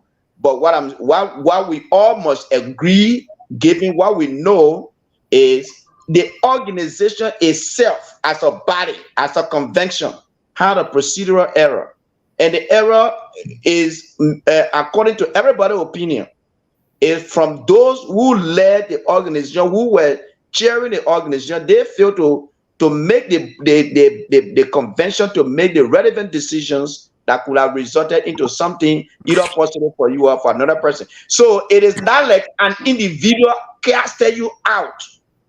It is you can't take issue with the entire. The only thing we could do is we identify the problem now, and we will fix the problem. If you were asking me, that would be my solution. That what I would suggest your solution would be. We could not come back to this anymore. We will fix it. You can't sit down, Gbote. Nobody will sit down. Nobody should sit down. Well, I'm not talking about sitting out. You know, you're just talking about. I'm just asking you. I'm just asking you. If you were the one, what would you have done? The way I would do is I will let the situation. I come in, Mr. Jaidah. I will let the situation. I will accept it as it is because it's a procedural error. Unfortunately, as a saying, it's unfortunate. It can happen anywhere. So we will fix this problem. The organization is supposed to have a leader. Grand Gedeh Association will not be leaderless. It has to have a leader. Except this procedure here, the procedure error that led to this is the issue, is not the leader. So we will take what we have now and fix it. That will be it. So, Mr. Tahyor, and before I bring Dao Kamara in, I will have other people coming later on when Mr. Tahyor leaves, so we can brainstorm on it. Okay. Mr. Jaidah, I want to ask Mr. Tahyor this: are you coming to the North Dakota Convention? When I'm coming to the North Dakota Convention? Yes. Yes. The Grand Gedeh Association Convention that will be held in North Dakota. Why are you laughing? Are we expected to see you? Well, we're not there yet. When we get to that bridge, we cross it. The bridge, we're not close to the bridge, sir. What? We're not even close to the bridge. We're not close yet. It's still far. You're talking about where May? Yeah, Like, far. You're talking about 2024. Suppose I not even make it to next year. No, you make it. I'm just saying you tell God to wait. Then you tell convention.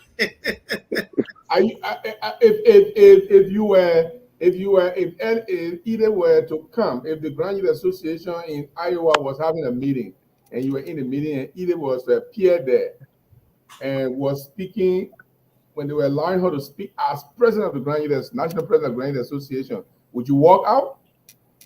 When I will walk out, if I walk out, whatever she said. I mean, I don't have to walk out. No. The other question too is: do you consider Madam Poa as the current president of Grand Gedeh Association? I don't know that because the convention did not. The Grand Gedeh Association consider her to be the president. Yeah. What? The Grand Gedeh Association. Yeah, but they do. They elected her, so definitely the Grand Gedeh Association. They consider her to be the president. You guys speaking in turn. Are you speaking in turn here? What is it? Mr. Tahyor, let me come in. Okay, I'll come in. All right, let me come in to that. You said Samuel, I beg you, let Mr. Tahyor make his final comment. No, this is a discussion behind the scene. We can. Okay, go ahead. Yeah, it's not okay. You said it was a systematic. You said it was systematical error, right? No, it's a procedural error.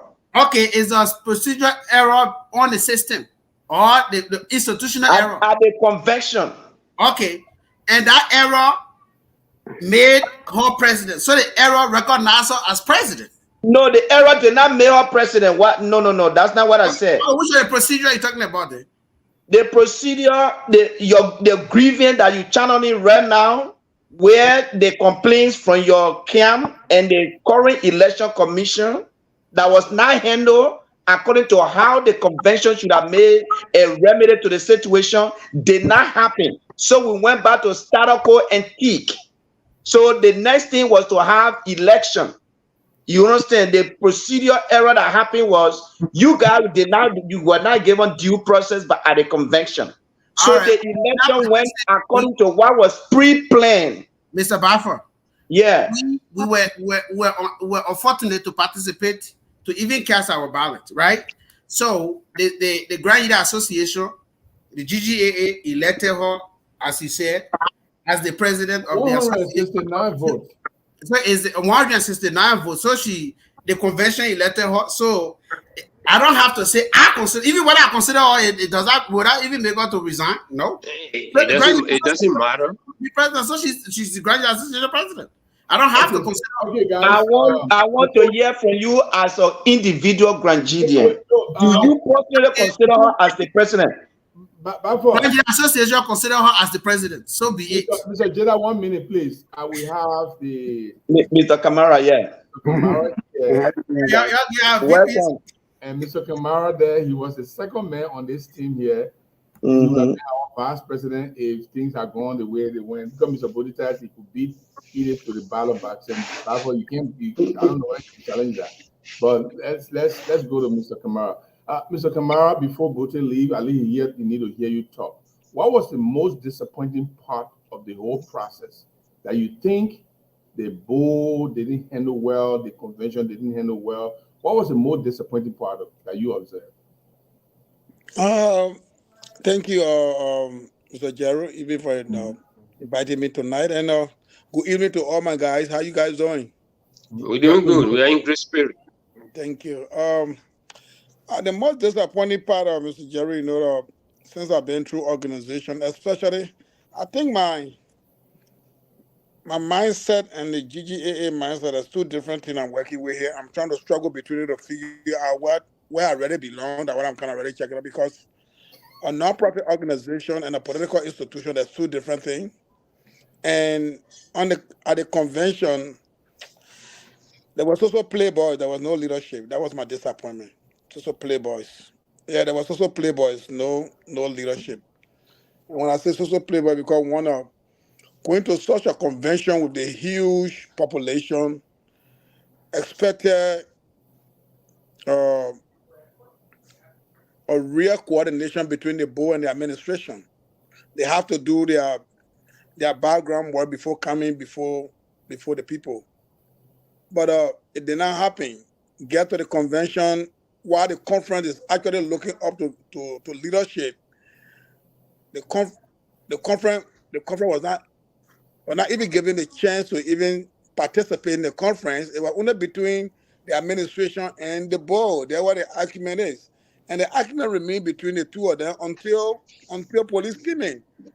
The conference was cheated. They pay their money free, they don't have a voice, and they walk them out.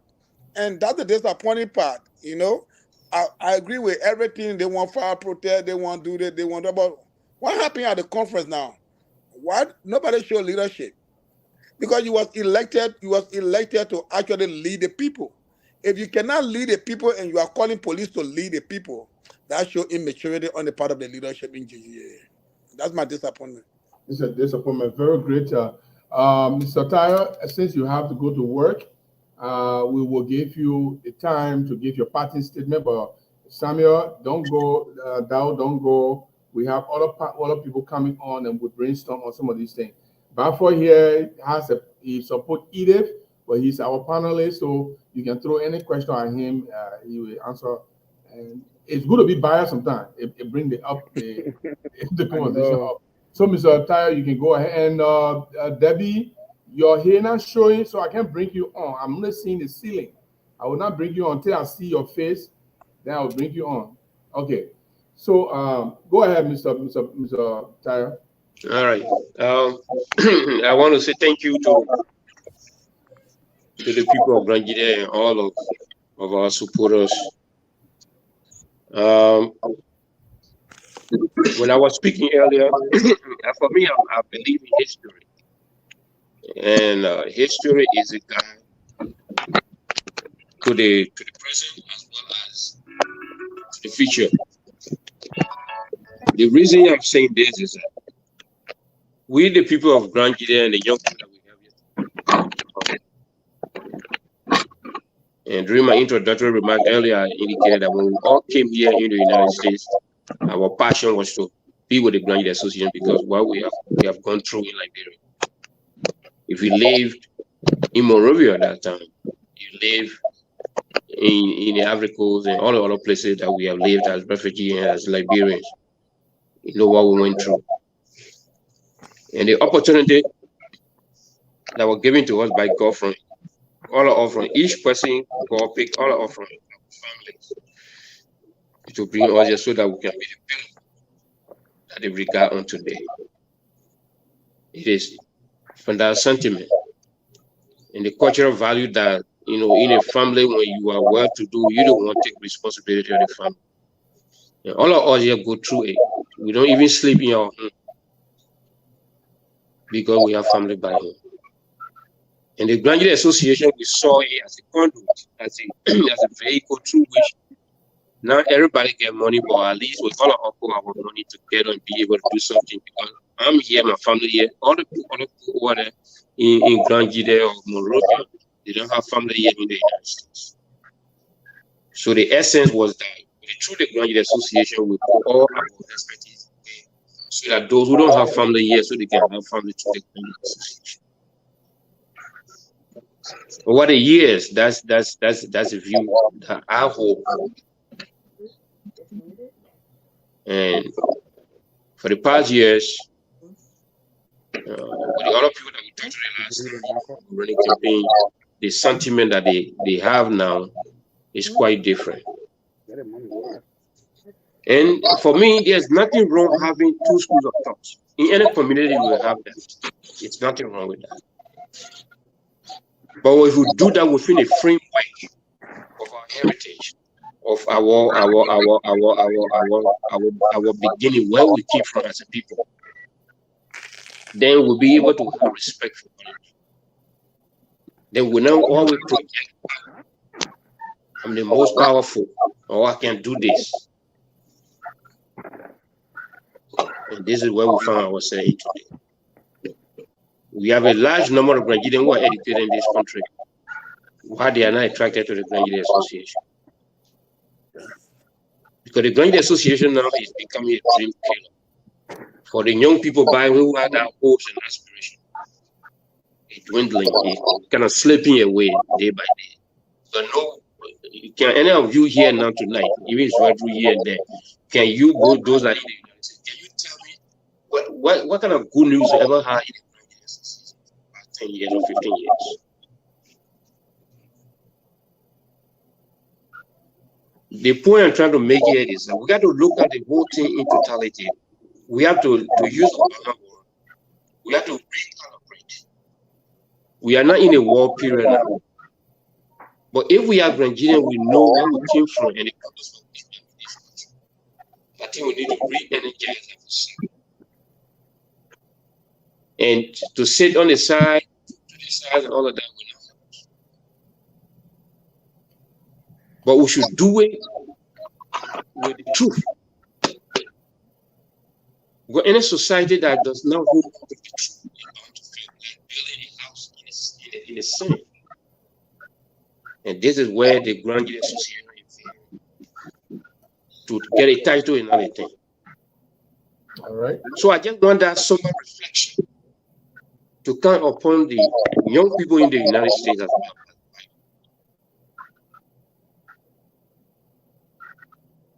I don't have a problem. I mean, I just don't want to be questioning. When it gets to me, for some of us who have fought hard, guess you know, after them they were very young at that time. They don't know they make it. But if you were in Bombing Hills, if you went to Pearl River, and you went to bomb mines, and you even stay in Sweater and saw a lot of things. When you come to America, you just want to take everybody thing and kill everybody. But that sentiment is no longer there. Because just the children of Israel, we are traveling, and then they saw that golden calf. And that's where the Grand Gedeh Association is.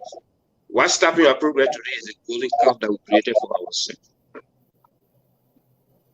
Okay. But my point here is, I think we should put aside our power, we should put aside our greed, and call upon the Grand Gedeh National Conference. Because when we go to convention, there's nobody there to lead the process so that we can come up with real agenda. But let's call the National Grand Gedeh Conference. Let all the expertise you have independent people in the community that will spearhead the process.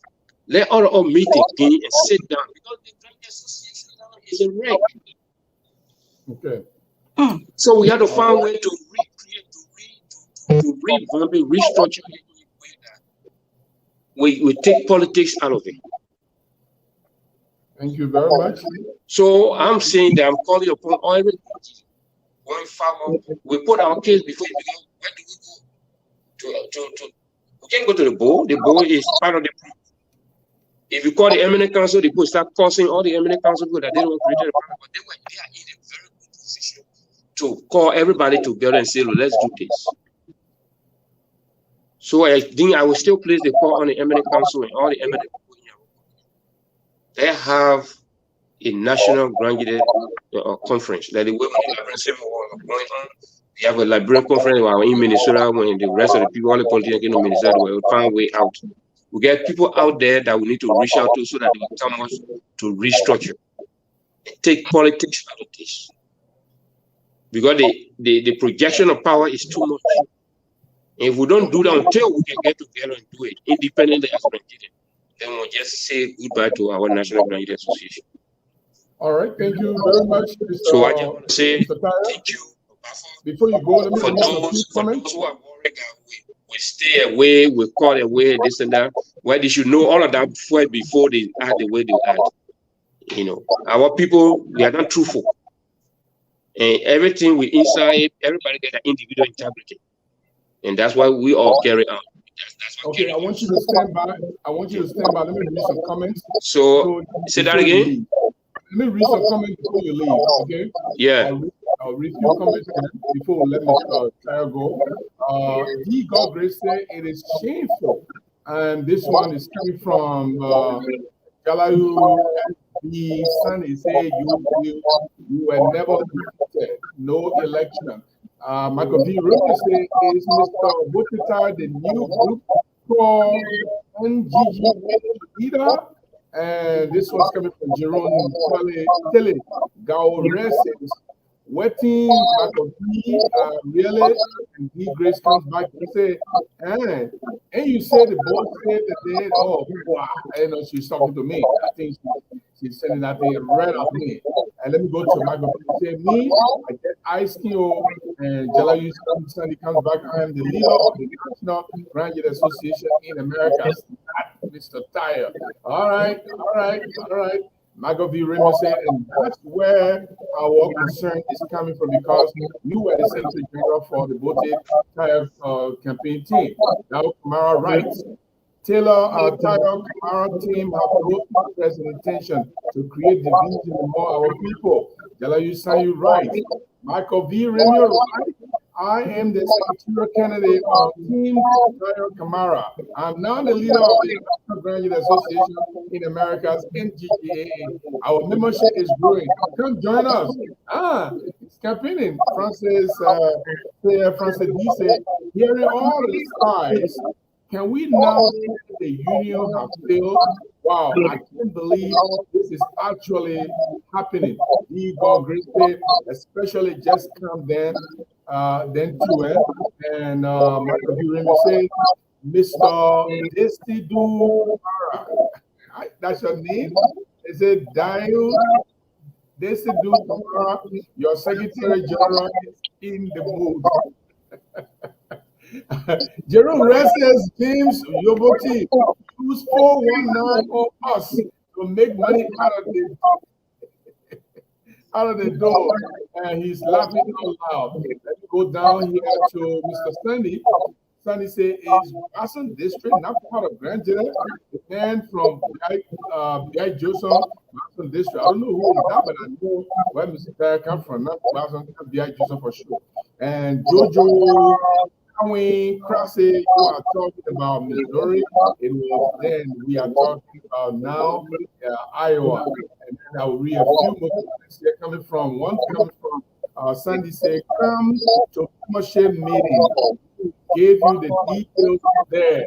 And Michael B. Raymond said, Jalayu Sandy, you are a smart young gentleman to create such a group or organization called GGAA. All we need to do is to make sure we, as young and do the right thing by us developing the organization. Jalayu Sandy does not like that too much. Michael V. Raymond, team has no desire to create a breakaway. This has been clear about people that we will break away. Wait for our leader final political statement tonight. But rest assured, we are in this to stay. Are you in this to stay, Mr. Tahyor?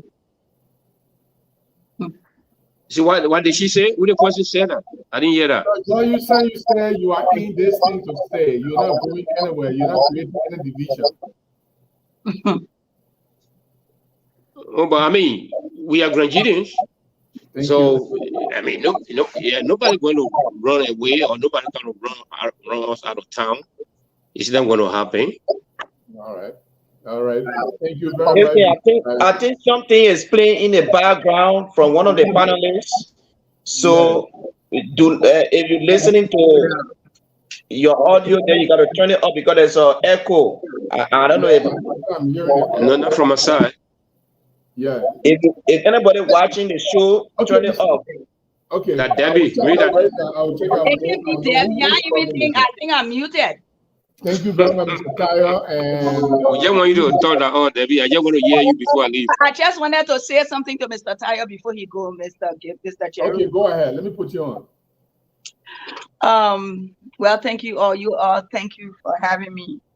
Mr. Tahyor, first of all, I just want to say thanks to you for the patience, for your hard work in this union. I remember the first time I ever heard your name was from my late brother, Tapla Coleman.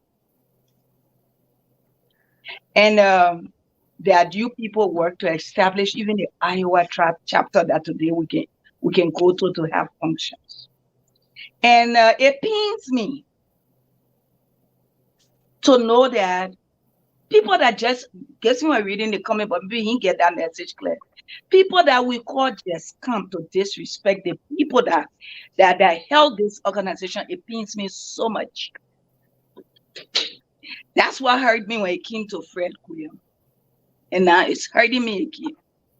I don't like disrespect. And I don't feel it's a blessing.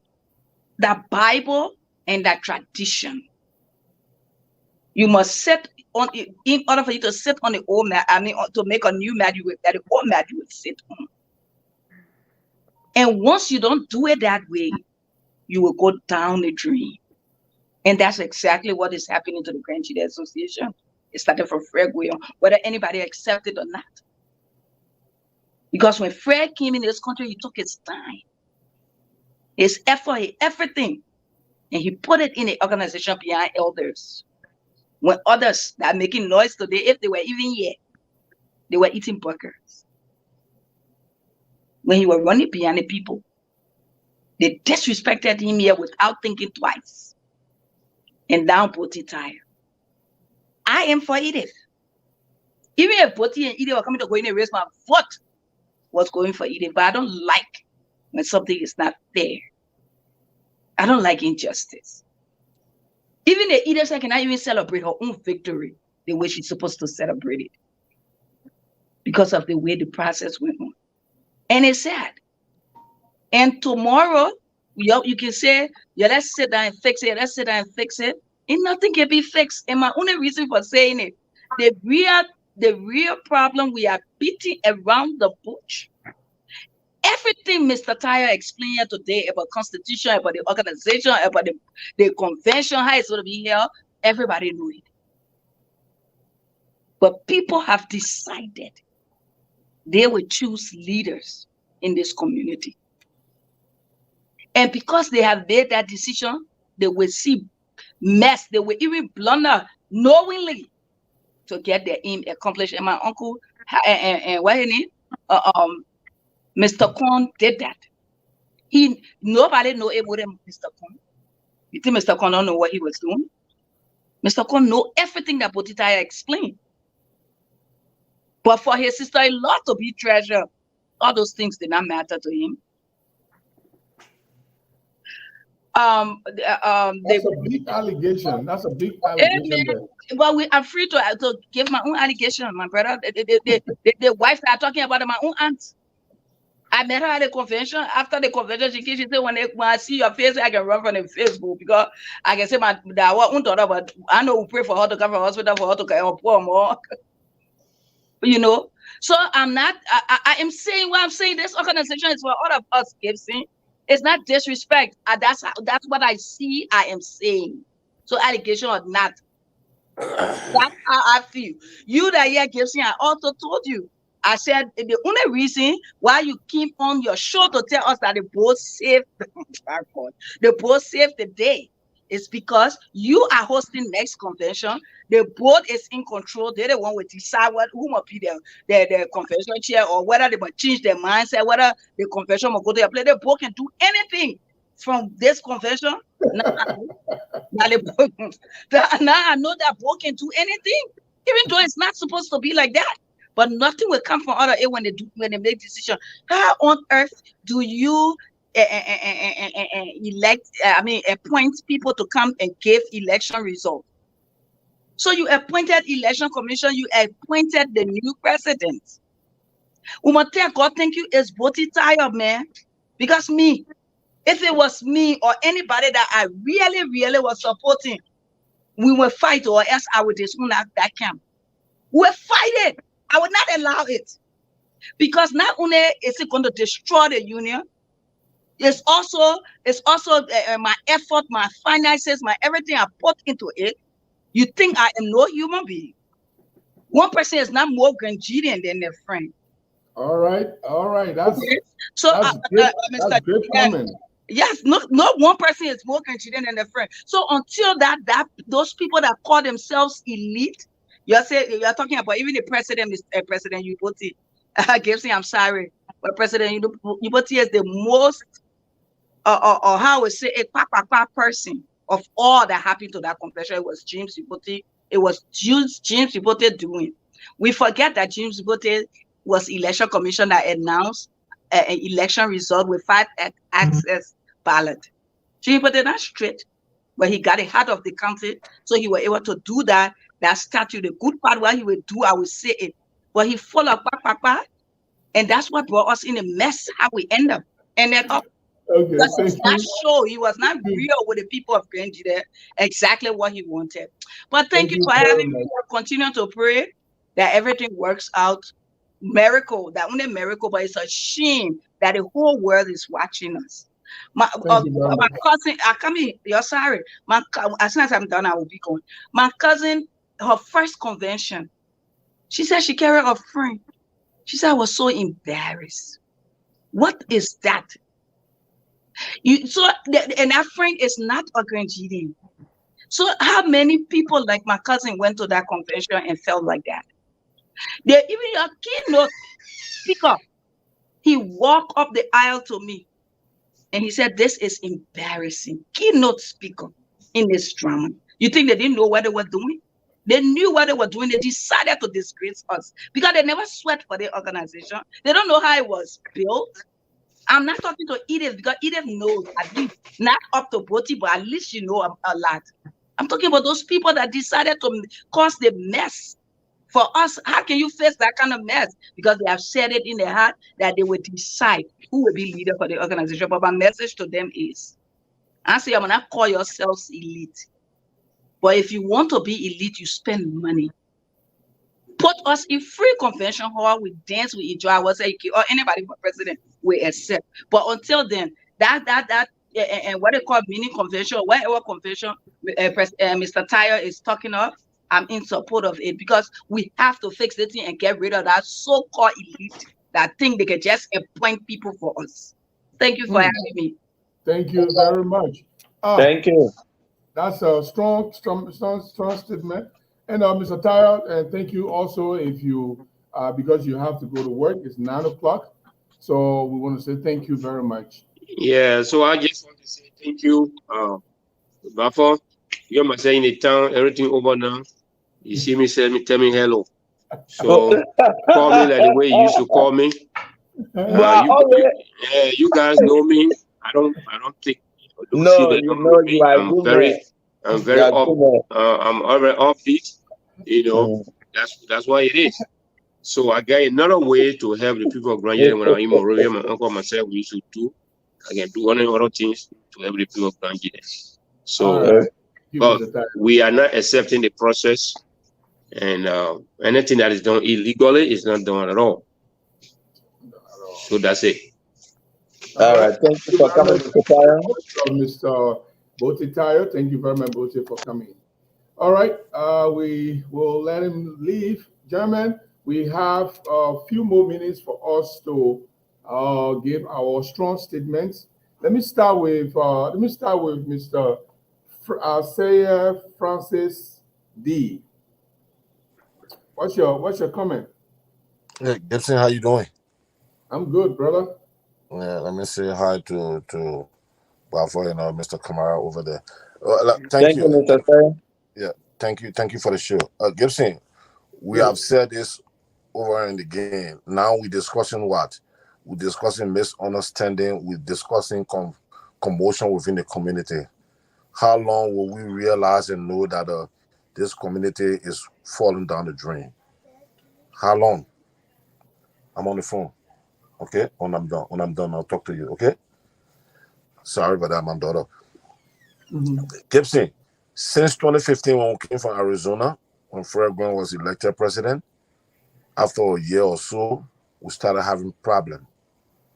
Okay, we went to Cleveland, Ohio. Mayor came in the picture. Thereafter, we had the first convention after Mayor 2018. 2019, there was a problem, and we went to Minnesota. Mayor and his team, the likes of some of us, felt disenfranchised. The community went down the drain again. You would have took over. Here we are. COVID came, stalled the whole process of the union. People stayed away for a couple of years. We came back again to go to another election year where we are discussing what we're discussing now. This is sad. What's the way forward? We're not discussing the way forward. We're discussing now how people feel disenfranchised, how people feel disrespected. Gbote outlined everything here today.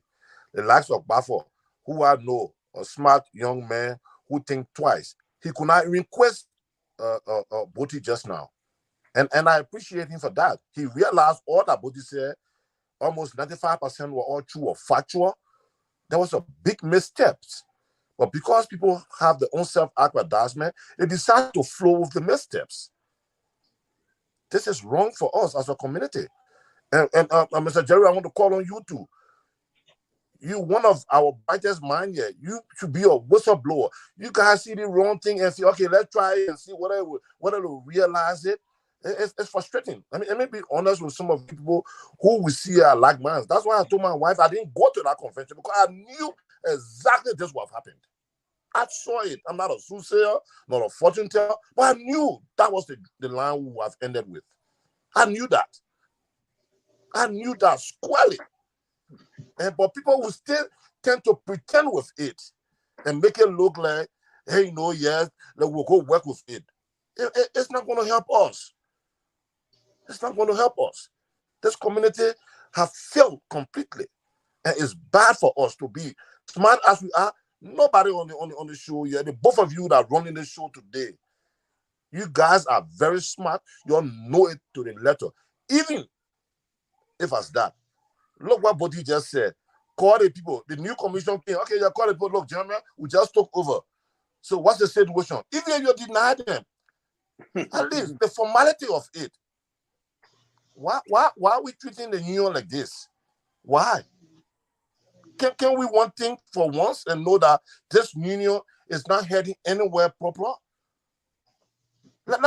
Go to your closet, look in the mirror, ask yourself, let each and every one of us ask ourselves, is that the way for us to take this union? That's one of the messages I want to leave for all of us as Nigerians. Is this the way that we should lead this union? Are we in the right direction? Let's ask ourselves. It's bad. It's sad for us. It makes me mad every day when I think on us doing the wrong thing. Getting you and I have spoken behind the scene many times. Many of times we have spoken behind the scene. The best for all. No one Nigerian is more than the other. No matter what happened, we should all go on a one palaver hut, on a one palm tree and dine together.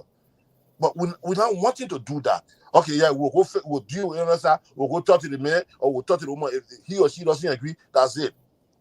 It will not carry on anywhere. Thank you it's very sad. much. It's a sad day every day you come to discuss. Thank you very much. Thank you very much. Thank you very much. I appreciate it. Thank you, Dominic. Thank you.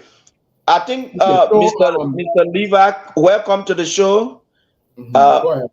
But Mr. Kamara, before you come in, Mr. Kamara has now spoken a lot, right? He only introduced a couple of points.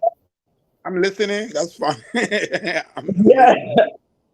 Well, we want to get your view, going forward. What you think is the way forward here. Uh, I think the only way forward is the organization has to change its behavior, its way of doing things. And I don't know whether it will ever happen. I just not know because I don't let it pretend. The reality is that the facts are there. The facts are there, and as long as you continue to keep playboys in the position that they don't know, it's not going to work. It's not going to work. Trust me. To run, look, it's an opportunity to have such a great organization with this kind of population that actually able to deliver beyond expectation and have playboys to be ahead of it that don't know what they're doing. It's actually killing the organization. And because we all have families, relationships, sectionalism within it, so nobody can see the fault. Everybody glued to one another. Mr. Kala got his follower, Mr. Ibodi got his follower. Nobody see the organization as supreme. People, you see, they can say, all we had at Grand Gedeh Association is just a slogan. It's not something they made. Because if they come to the real, they will come to actuality, they are not looking at the organization, they're looking at individual that they support. I cannot be in such an organization where the board of directors don't even know their way out. No, in a non-for-profit, the only way the board have to be proud is how many fundings have you brought to the organization? Because your power should be what you can do for the organization. Your power should not be quoting constitution. That's not your power. Your power should be negotiation, good governance, and making sure that you can manage your organization to a full expectation. As long as you can't do it, you actually not you are not functional. You're doing no good to the organization. And the people that follow, they don't see that. Look at the opportunity that was missed. They're going here. Look, if the leadership was smart, trust me, GGAA was going to come back easy. We missed on this opportunity. It was going to be very easy. You see that how Mr. Fred Gwen was coming in, the picture talking about peace. There was an opportunity of bringing them back on board. It was clear. But instead of gearing towards bringing people back, we created more division. We went in the part of, forget about the Tahyor Kamara team, but look at the Eminent Council. Just a recommendation the Eminent Council gave. Trust me, my man. People that call themselves well-educated people start tearing the leaders apart, calling their names. That makes some of them, they not even have the face to go to the convention. Man, what are we building? Are we building or are we building institution? It's not about me. Because even if I'm going to be a vice president, it's not about title. I'm about delivering services to the people. So without this, I still come home, I have family, I got a job, I'm moving on. It takes me from the street because immediately I'm going to win, I'm going to start getting in the street and leaving my family and start doing what I got. So this is rather than the problem, but the aspect of this organization, I heard it anywhere, and we pretending coming on the show, Alex, is getting together. No solution I can give you right now until they restructure the entire. Trust me now. Get to the conference. Do you think the conference even said anything to the convention? Do you think the conference was even heard? When we were cutting the constitution, and the conference was the supreme body. The supreme body ever make any decision? Even the agenda that came to the conference, they even ask the conference whether they accept the motion or whether they accept the agenda. Even when they never received the constitution, some of us raised our hand to ask questions. No one will even recognize the man came as a dictator and just read and walk out and then walk out. So where the organization going, my brother? If we don't change, if the people not come together to change the attitude and the behavior, a lot of educators, a lot of experts. Look, Grand Gedehs are educated. You don't know how many Grand Gedehs we got are doctors in this country. You don't know how many Grand Gedehs we got that hold PhD, that do non-for-profit, that got all the expertise in health. There's a lot of Grand Gedehs. But if they watch the show and see how we treat one another, people say, you know what happened? I don't think I came to this country to be part of GGAA. Nope. I can live my life and move on. Until we realize that and change the way the organization functions. We have it going. We elect leader every 2 years, but we're not still going to accomplish anything. That's where we're heading to. Thank you, Mr. Kamara. Mr. Lever Khan. So there you go with what Mr. Kamara said. What's your take?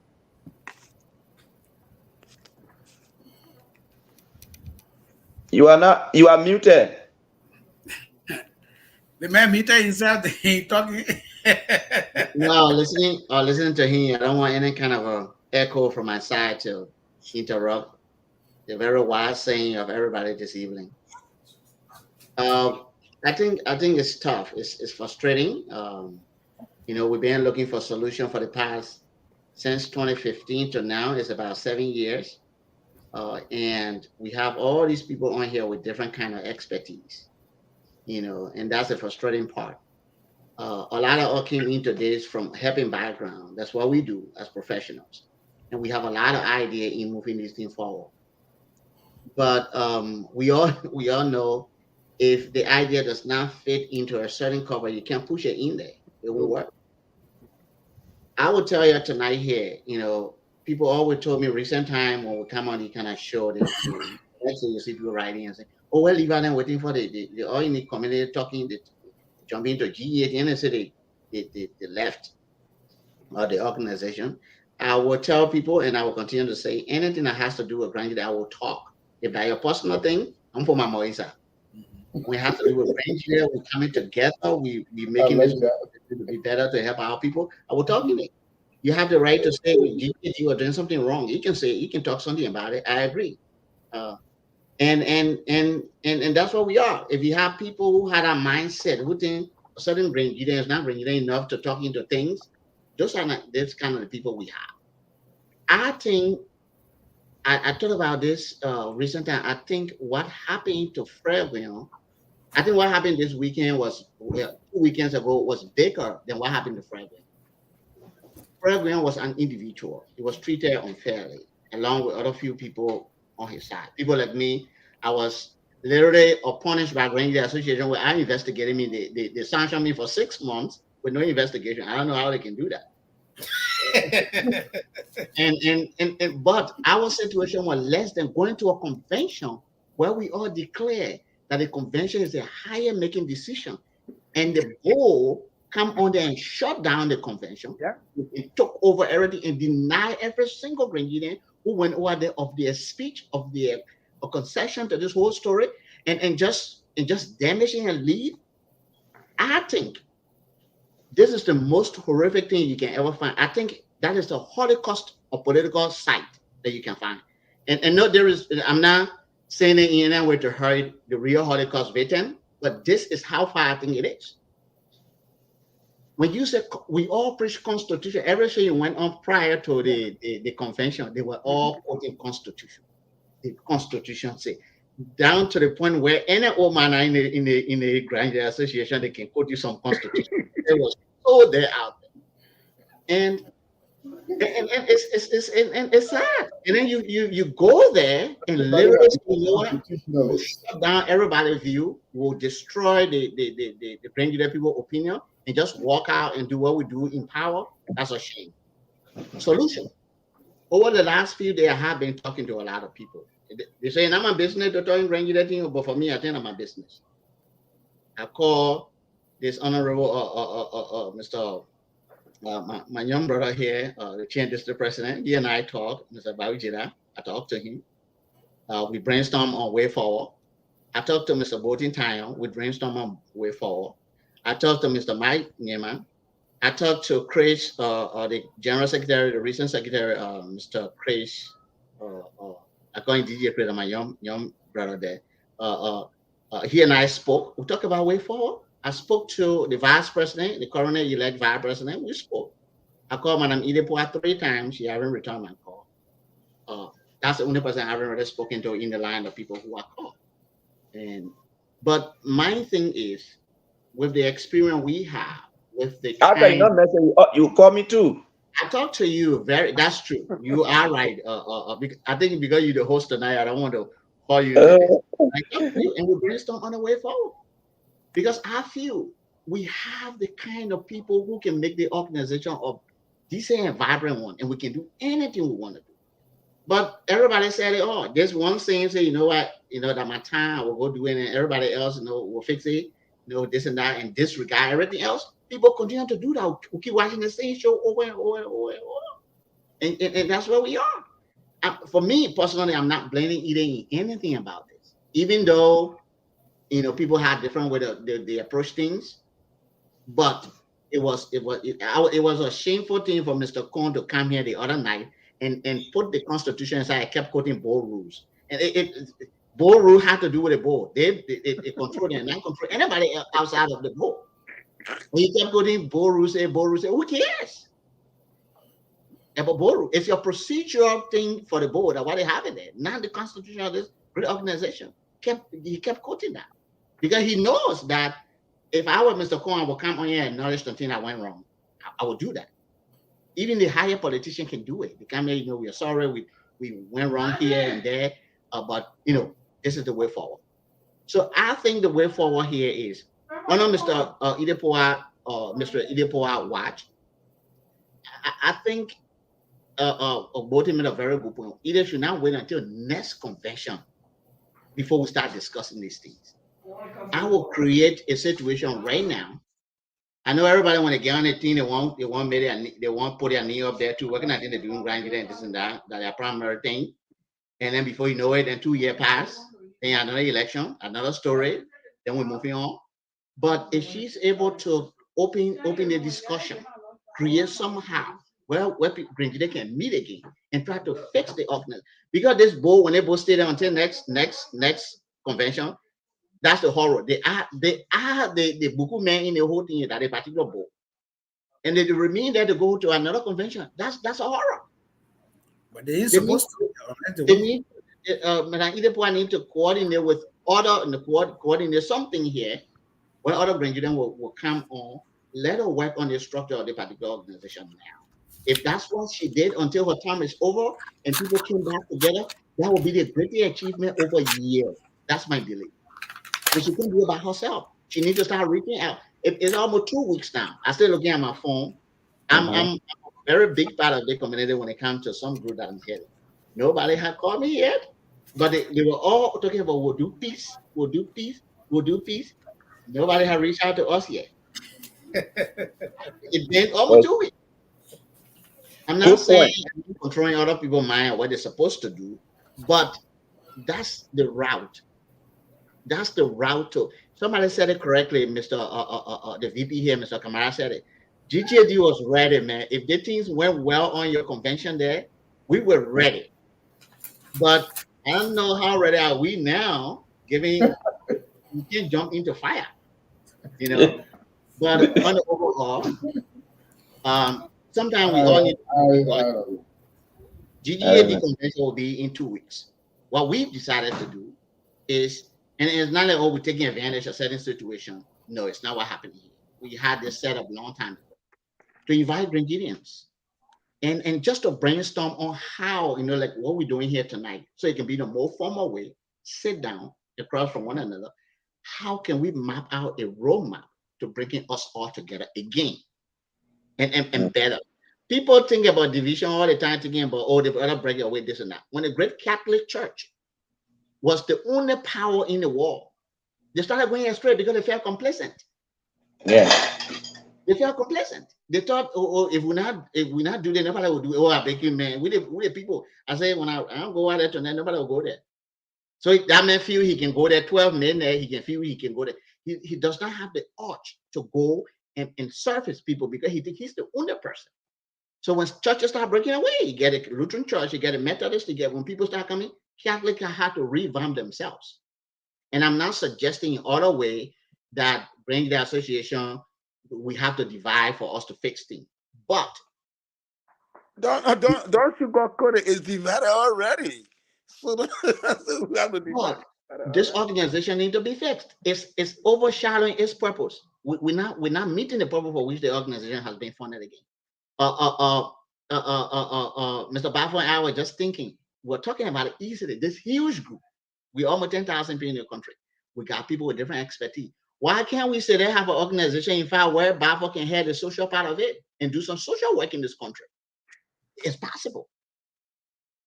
We can have 5 different divisions in the organization to do good things. We can work in 5 pillars of this organization to generate different things. But until we meet and put this thing together, so this is the reason why this 2 weekend coming out, Mr. Gason Jerry, along with some brand people. Is he coming? Is Gason coming? Uh-huh. Gason going to be there in the morning? Yeah, he'll be there. That'd be great. I don't want to say anything too much yet. But people like you, Bafo, and other people, and I'm my president, the change the trade president, got to be there. I can say what you do. Oh, you'll be there. Don't worry, you'll be there. That man will be there. We will sit down and talk about it. I'm praying that I will reach out to Ida before this weekend, so that we'll talk about it. So Ida will be there, so that we. Okay. Make sure that Samuel come with me, because if I can't, if he come with me, he'll come behind me in North Dakota here to come take my wife. Yeah, Samuel, okay, you heard what? Let me bring on Mr. Jerome Paul, JJ Dennis, so that he okay. Can, and then Bafo, I will send it back to you.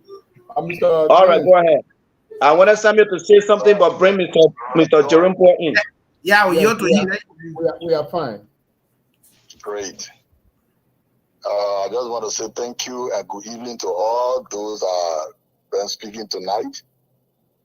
I think we have to retrospect when it comes to elections. If some of you that are on this line tonight, you will bear me witness, one of the biggest time we ever met as convention attendees was for me, it was the first time that I was in Des Moines, Iowa. That was Mr. Glay and Mr. P. Dennis election. That election, at the end of it, ballot box were taken away, and we say, oh, let's forget it. Then in Philadelphia, Glay and Madam Kana, let's forget it, we enter in court. Thank God, Mr. Collins came in Worcester, Massachusetts. That was one of the best elections so far, but we didn't go anywhere. We didn't go to court. There was no ups and downs. We all were in that hall. We considered that everything went on. But this election, this going on now, okay, let me go back to Phoenix. Phoenix pulled the biggest crowd again. It took almost 1.5 days before the election result could come up. Because of the election commission, the poll, all the kinds of things. But what I'm trying to say is that this particular election that was held was just another setback into our organization. For us to come from this, somebody said error that the board made, or whosoever made an error, it will take time. And that's why I told Madam Poa when she came to Gbote CP that day, I said, why did you come here? You didn't vote against Gbote, none of Gbote people voted. So why did you come here to say, to apologize? But we got a long way to go. And people that don't know the organization today, they just feel that they can just say anything to anybody. One of the best conventions we went to, it was Glay administration, and that was in Georgia, where we got different groups discussing and coming together. But this convention that we went to this few times, it was the board and the administration convention. They talked from start to finish. Yeah. And the board ready to throw out. Some of us, we knew that the board was not going to act over there. The convention was going to take a decision. and the convention decision are going to stand. If we went to that, we were coming to somewhere there, and the convention will say, look, Gbote, you are disqualified. They put that thing on the floor and they vote upon it, trust me. But nothing. So the convention, we just went to pay our money for nothing. So then why is the role of the board? I mean, what's the role of people going to conventions? If we will not say anything. What a new thing that was there? Omega Kala and Gbote. I mean, this thing was really planned by the board. Not, well, I shouldn't say the board, by some of the board members. Because I spoke to some of them because I was looking at this thing and coming up. 2:00 in the night. I spoke to 2 board members, Mr. Cole and Mr. Zoya. You say you get right to dismiss, okay. You impeach, but do you have right to appoint? No. They bring in board rule. What do we have to do with the board rule? Board rule is for board members. But it was really plain that we'll go to the place there, the confusion was going to bring, even bringing the police, they knew that they were going to bring police. And from our intelligence, the board chairman, Mr. Ulukala, will pay a painting or bought to come to that place to cause such a mayhem to the convention. How will you take somebody who is friendly with you, who ran to be vice president before on Iripoa, to be on the election commission, taking board members in to be on the election commission? And then I was speaking one time, the chairperson for the election commission said, oh, why he was sworn in office on print double show. Are you kidding me? Where are we going as Grand Gedeh? We have to do something. The way forward is not going to be told tonight. Let us do it this way. It will take time before we say, yes, we are going forward. But other than that, trust me, some of us will not want to put our resources into the Grand Gedeh Association easily. But real quickly, what you say was the way forward again, just before you close. He said it will not be announced. I'm telling you that the way forward will not be explained here tonight. It will take time. Some of us will rather sit down and think the way forward, because we have said, oh, let's forget. But this was planned that it was going to be a damage to it. We knew it, they knew it, and they want to come up with a way forward now. We sit down here with, think about the way forward, but not right now. All right, thank you so much. Thank you very much, sir. And then, Mr. Bafo, yeah. Another thing we don't realize that actually devaluing the organization is the little organization. The more Grand Gedeh associations that logo here is empower all these small organizations to actually get more members. And the leadership is also figuring out that as long as we can keep the unity within GGAA, these little organizations are actually being empowered to do what they are doing. We have to be smart enough to understand that the only way we can have control over these little organizations until they see the total unity within GGAA. If not, you will continue to lose more members. You were talking about the way forward. If I could look about the way forward, first of all, is we should not have election. Our election should be based on the board of directors. Let's cut down the size of the board of directors and let them be elected at the convention.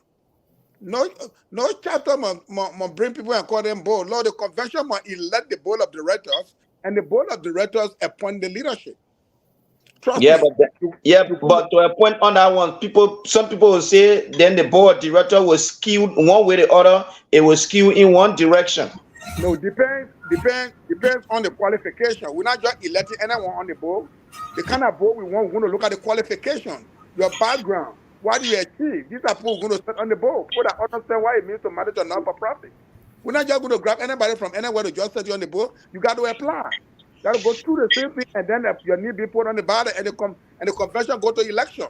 These 9 board members, when they are elected, we know they are capable enough to go in their chamber and bring up good leadership based on what we're going to do. And then the other thing they fail to realize is even if you impeach the elected commissioners, that's fine. If you have the power to appoint, first of all, the people that elected them, sometimes when they read a constitution, I can kind of be confused. In the constitution, they got something called mini conference. If you impeach the elected commissioner from the conference, why not call mini conference and let them know the reason of your action, and let the conference tell you what to do? Because the constitution is not mute. It's not mute.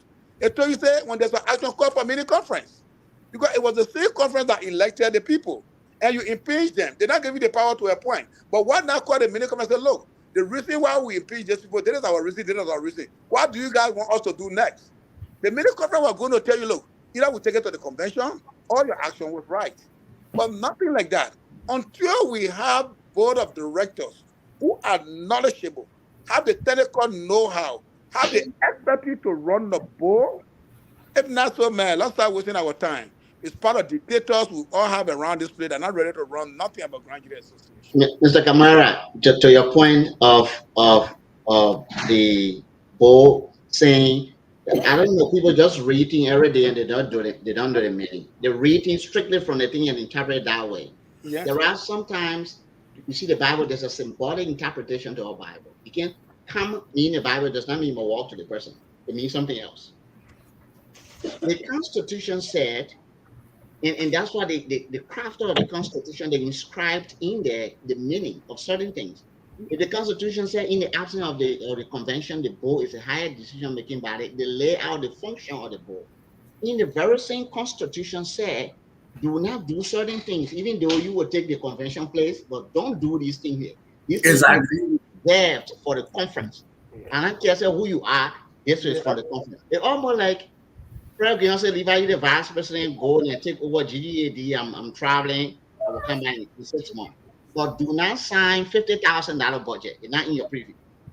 Do other things. Then I was going to say, because I'm a president, I will sign a $50,000 budget. If it's not in my preview to do it, I will do it because there's a clause that says I'm the second highest. I'm the second highest officer. No. It was stipulated in the Constitution clearly. But let me interject here. Look at what the Constitution said. The Constitution try to make it very difficult for you to remove election commissioners. They say if you remove them, don't replace them. That the convention replace them. So when you want to remove them, you start thinking, if I remove them now, I don't have to replace them. So then I will have to go to the commission. That they try to make it very difficult for you not to move the commission. The last minute, you can do that. Yeah. Okay, Samuel, you haven't spoken for long, and after you speak, Samuel, give our parting statement, and then we'll call it a night. We are already 9:35. That's 2 hours and 35 minutes we've been here. So go ahead, Samuel. But Spoon TV can be on for 7 hours. I know, right? I'll tell you, I can still on. Huh? Look, I can still on. 7 hours. Look at it today. It was 7 hours. What? I watching it to work until I even went out, came by, and posted on. Well, as I said from the beginning, we have this mentality in GGAA, and they did it to the president. Nothing happened. You ought to go do it to the president too. And nothing will happen. Forget the thing will go there. And I job for her to come by. That job go. I remember 2013 in Texas. At that time, I was running campaign from Missouri for Mr. Jeru. At that time, he was Secretary General for Fred. Went in there.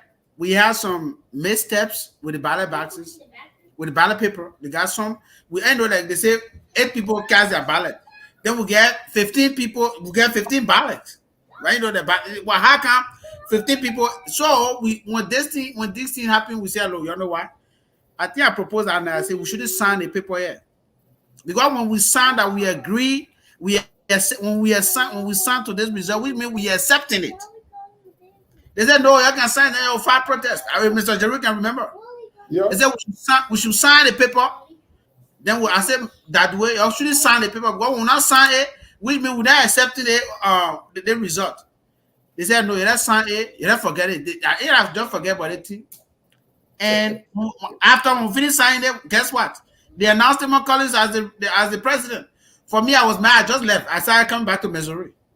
I just gave my car. I started coming back because I was saying it from the beginning. If we sign this paper, they say they'll forget it. They will do to us, and it happened. We left from Missouri. We came to let's say Arizona. Yeah, they forget it. Still go. We came to Arizona. We saw how the election went, right from the beginning. But everything, at last, were able to come to one conclusion for everybody to. But some people that were supposed to leave that day, some of them left and they didn't vote because of the confusion. Remember, we had confusion for 4 good hours. And some people were supposed to cast a ballot and leave. That's why they went there in the morning to take their 2 o'clock flight. But the election didn't start till almost 4 o'clock.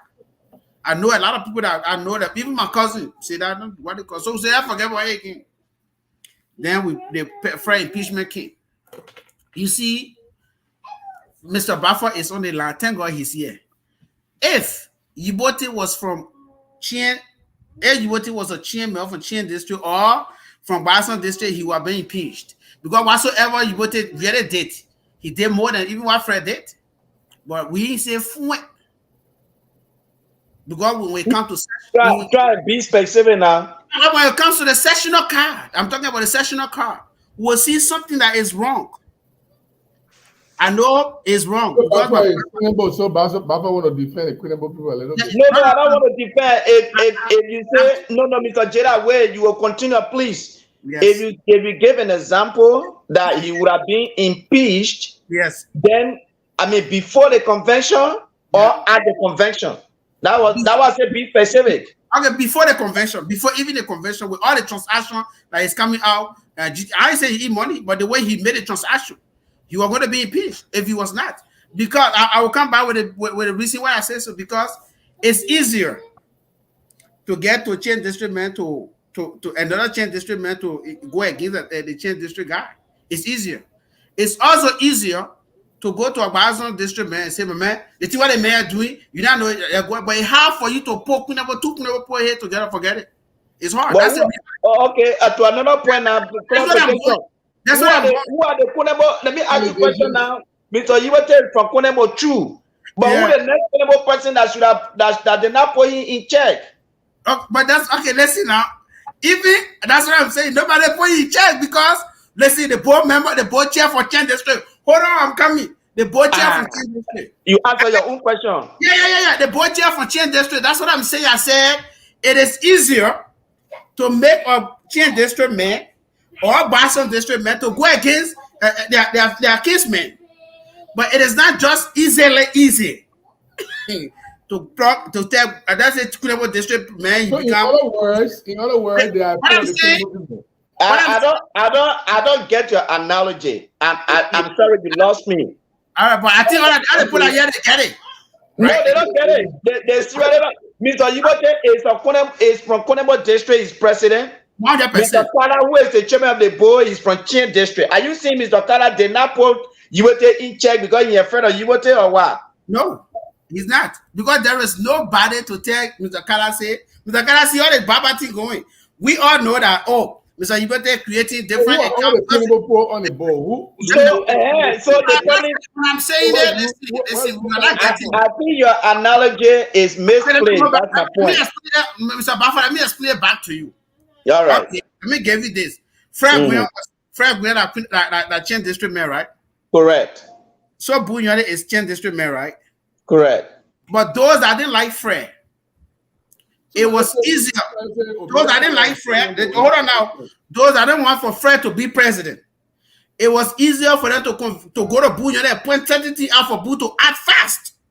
But if I'm saying that if Boo was a Kunebo man, that's it.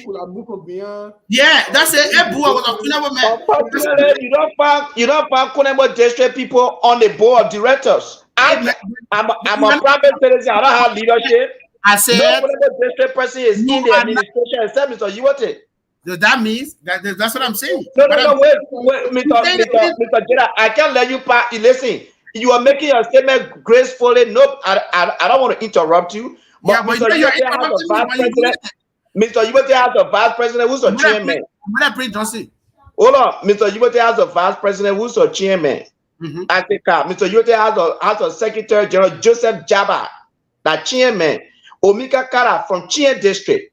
Yes. So if these people that are working within the administration, they don't bring anybody to a check. Even you are Chien district president. If you find something odd with what Mr. Gbote is doing, why you didn't speak up? Why nobody spoke up? I don't think your analogy with Kunemo district actually work in this Eastern. That's what I'm saying. Can I end now because you interrupted me? If you were to that's the reason I wanted to make that correction. But no. What I'm saying in this whole thing, I think Mr. Jeru get it. I think my brother can't he get it. I don't think they get it. They must say I don't think they get it. Let me go back. I said it is easier. Omega, don't get me right. I said Omega. I don't want to. What says Mr. Omega Kala's mother is a queenable woman. No, but I don't know what I'm even going to. No, I'm not even going to that. But what I'm saying is this. It's easier to get a Chien district man to go against his Chien district brother. It's easier to go to Boston district man and go against a Boston district brother. But it's hard to do the same with Kunabo district. That's what I'm saying. I'm not saying... Why? My question is why? Because maybe Kunabo, they are united. But whatever district person is among the people that you want to, the rest of them are different people. So I don't, Mr. Jeru, okay, I'm saying because you guys are united. The way you want to Kusena also is a Kunabo woman. I don't get it. Okay, but let me put it up. We have one. Okay, go ahead, speak. Go ahead. Okay, let me put it up. Sympathy. You guys can outsmart us fast. Let's move forward. And all right. Look, let me just tell you, the Queen Bowl, I respect them. They go to convention more than anybody else. The Champo are number 2 convention attendees. But also this people, they don't have interest. But this other convention, they have interest. They came. The convention, they not allow them to exercise their power, and I feel bad about that as an individual. All right. I don't know how they were going to manage because that hall. And then I want to go back down to, let me just end my story. Let's say, to me, what a board did. I'll just start with this. I wanted to just start with a joke for and say Kunabo can outsmart or that way I was going. But then you just my mouth, you started all right, go ahead. You free now. You free, go. I'm free now. You know that we fighting war between the Kunabo Chien district. No war. You guys are fast to outsmart us. That's what I mean. All right. So whatsoever happened here, to me, I'm 100% sure that Mr. Kuhn knows very well. He knew very well that if we were to go to election, they know very well that Mr. Kamara and Mr. Tahyor were going to be the victor of this election. I think they know that. So what they did was when they saw the fact that that if Ide replaced her VP at that time, when Ide was to the way she swapped them, if she was to do that, those 2 people are going to go to election. So that's where I came from the beginning. I say Ide should have done that instead of going to the board to file a complaint against a particular team. Now, they appointed election commission. When their first crime with Mr. Kamara, they said he did not attend convention, which is lie. Because Mr. Kamara myself is too fast. And then I asked one of them, which resources are you guys using? They said they contacted Rancy Wright. Rancy Wright gave them the voter registration. So when I registered to vote, does that mean I went to to Ohio. That's one of the resources they use. I think Dylan Brown said it on the information show. Now they say he didn't they didn't get any list from Sufos. So said they not get it from Sufos, then which means they will not go there. Really? But, yeah. They didn't get a Sufos list. Because the reason I asked you because Demetrius Dwyer was on Victor Hook show. He said the reason they disqualify you never went to 2 conventions. So I said, don't tell me that. It can't be that way. Because I was in Ohio and I was in South Dakota. So why would someone say that? So is that the reason why you ready to disqualify me? He said, why didn't he call you? Why didn't they call you? No, but this is the thing. Okay, this is the thing again. Why I keep trying to say this is pre-calculated, whereas to know I not let Levi, when Levi going down, I don't care. Even when they're doing wrong, they just go down. Like any our community. The thing is very simple. The thing is very simple. Everything is clear. We know very well that you attended the convention. Come here and justify whether you attended the convention. They make it come and but you didn't call the man. You didn't do anything. You didn't ask this question. We didn't see you, so we didn't. Mr. Jeru, this is the thing. Yeah. Those that even on the convention, those that on the election, on the bowl, or none of them attended Sufos. Iwete was not in Sufos. I had to call him. My brother, I had to call him. Alvin Talley was not in Sufos. I had to call Emil Bell was not in Sufos. So how would they see him? They said because they don't see him in Sufos. How would they have seen him if they were not there? So that one thing they disqualify him, and then they say he alone get 2 charges, and then they say again he president not recognizing even though the letter is there. They didn't ask Peter Galley, but they said the president that down there did not recognize him as a chapter member. So that means, in fact, that means we're not even member of Grand Gedeh Association. That's what they say. So what's the letter that came from the president? Where it came from? They didn't regard that. All they know is that you are not member of. All they know is that you are not. So the thing is, then suddenly they want us to. Am I muted? No, you're good. Yeah, so suddenly everything is over. There I was called. Yeah, my man, you know why? Everything over now. We need you to post up to congratulate it. And that's how Grand Gedeh thinks. So we should just forget everything now, put everything aside. Just call her and say, congratulations. The team already finished. We're not in Minnesota. We're not in Minnesota. You see it? So what is Ede going to do? So what's your recommendation? What's the way forward, Mr. Jaidah? Like I think Gbote said, I think Mr. Kamara has said this.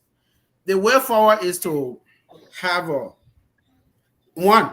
Let me just forget about what they said before. One, if Ede will respect this particular convention that just passed, because in the heat of all these utterances and the intents that happened was too tense, the convention was still able to vote that the board should be dissolved within 30 days after our election. Hopefully, she will follow that. And she will not also try to pay the board back. Because if she's staying like that, if it will stay like that, some people will be there, it will be business as usual. Because why would I pay my $50, spend almost 1,000 plus, go to that place and I voted for something, and then you tell me say you will not be, it shouldn't be there. In fact, in the presence of the convention, the board wanted to still be the higher decision making body. Can you imagine that? Yeah. In the presence of the convention say adopt it now. Board say no, we'll do it next year. Are you kidding me? So now that means in the absence of the board, I thought the convention can make decision. That's the reality. You saw, yeah. Now so it's the other way around. In the absence of the board, the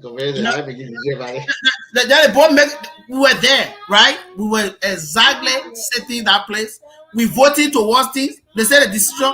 Who made it? Who the Supreme Court Grand Gedeh Association? And we didn't want the membership. Somebody want to agree or disagree with you. Let hear the president, Daniel Freeman. President of Well, good evening, everybody. evening, so Mr. Jaidah, Fremont. you make a point here that you want to back off from.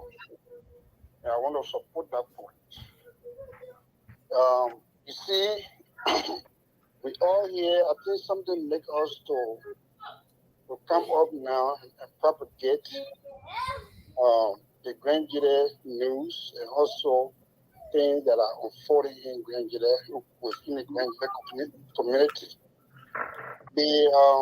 You make a point here, you said some Kunamo people, I want to use the word some, because there are a lot of good people with the Kunamo group. To me, they are all good. Let us be honest. When Fred Grant came to ascended to leadership, the Borders Room headed by how you call him, Prince Double. The propaganda was heavy. Every little thing was scrutinized, and as a result, Fred Grant was brought down for things that he did compared to how you call him, compared to even Temon Collins. Temon Collins is from the Kunama district. Let us be honest here. And I think this time around, we don't want to sugarcoat things here. If Temon Collins was from Boston district, trust me, his leadership was never going to succeed. If James Gbote was Gbote Tahyor, his leadership was never going to take off. Because you have propaganda machines headed by a Kunamo guy, and I will say it. And this is why some of us will make it our business to counteract propaganda. We are not going to relent anymore. And those guys, you're telling me that Omika Kara is not a Kunamo man. I know Omika Kara's mother is a Kunamo. He has that link. I know Guru Kara is a Kunamo. He has that link. And they all linked to James Gbote. You see how Gbote was going back and forth, taking money from the account without anybody checking him? It was when we went to the convention that the both of them, they couldn't control James Gbote anymore. And when Omega Kara started saying, oh yeah, he took 6,000 from the account without approval. Is it now that you know? Is it now that you know that James Gbote taking your go in the account anyhow? When he took the 30,000 and gave it to the lawyer. If that was Fred Grant, by this time he's in jail. If that was Gbote Tahyor, by this time he's in jail. So look, these are things we are getting ready to talk about. The good Kunamo people will join us. And the thing they're going to destabilize the peace that we have among ourselves, they are lies. We will bring them out. We will scrutinize any leadership that will play our sectional cards. So do not back away from it. It is true that you say there are some handful of Kunamo guys, they will go all out to undermine administrations. And we know it. Thank you, Gibson. Thank you very much, Daniel. And Mr. Jeru. Let me just say this. Let me just give the disclaimer right away. Any of the view about section does not form the policy of the group. I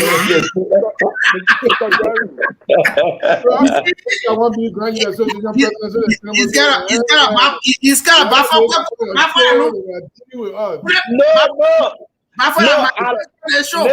Listen.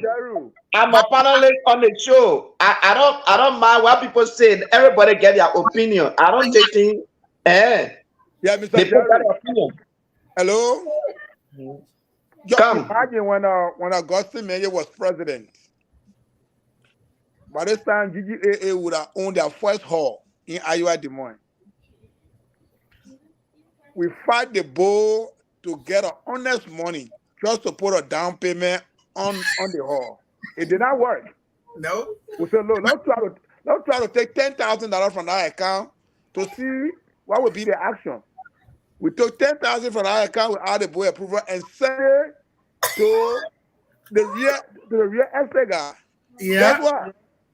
The Hired a lawyer and went for that $10,000 and brought it back. Now, yes. I'm telling That's you. the thing. That's today GGAA does not have a hall. Oh, that because he made it. Where made it from? Made it. Okay. I'm telling you the true story. Mayor from Kunebo district. Okay. I'm just telling you Mayor from Kunebo district. No, made it. I can't man. That kind of man. Yeah. When the people are not in your favor, nothing you can do to Idepoa is also from Kunebo district. No, Idepoa is not from Kunebo district. She's partially from Kunebo district. Okay. No, me, I'm not considering. No, I'm not considering people father place to be that place. That's so me. I think she's from Boston district, right? Or Chin district. Who? Idepoa. No, she's from Chin district. She's from Chin district. All right. So that Chin district get a presidency now. So we expect good thing, yeah. Yeah. Okay. Well, right now, so guess what? Now she not even start yet. And they put 40 on now from they put a 40 on from Chin district, and we don't want depending on now. So you hear that? No, that's wrong. That's wrong. That's wrong. Prince the already start saying, was she ordered Gbote or said the Satu because she will do the same thing maybe. Okay, so you can see. Okay, I want to come in, guys.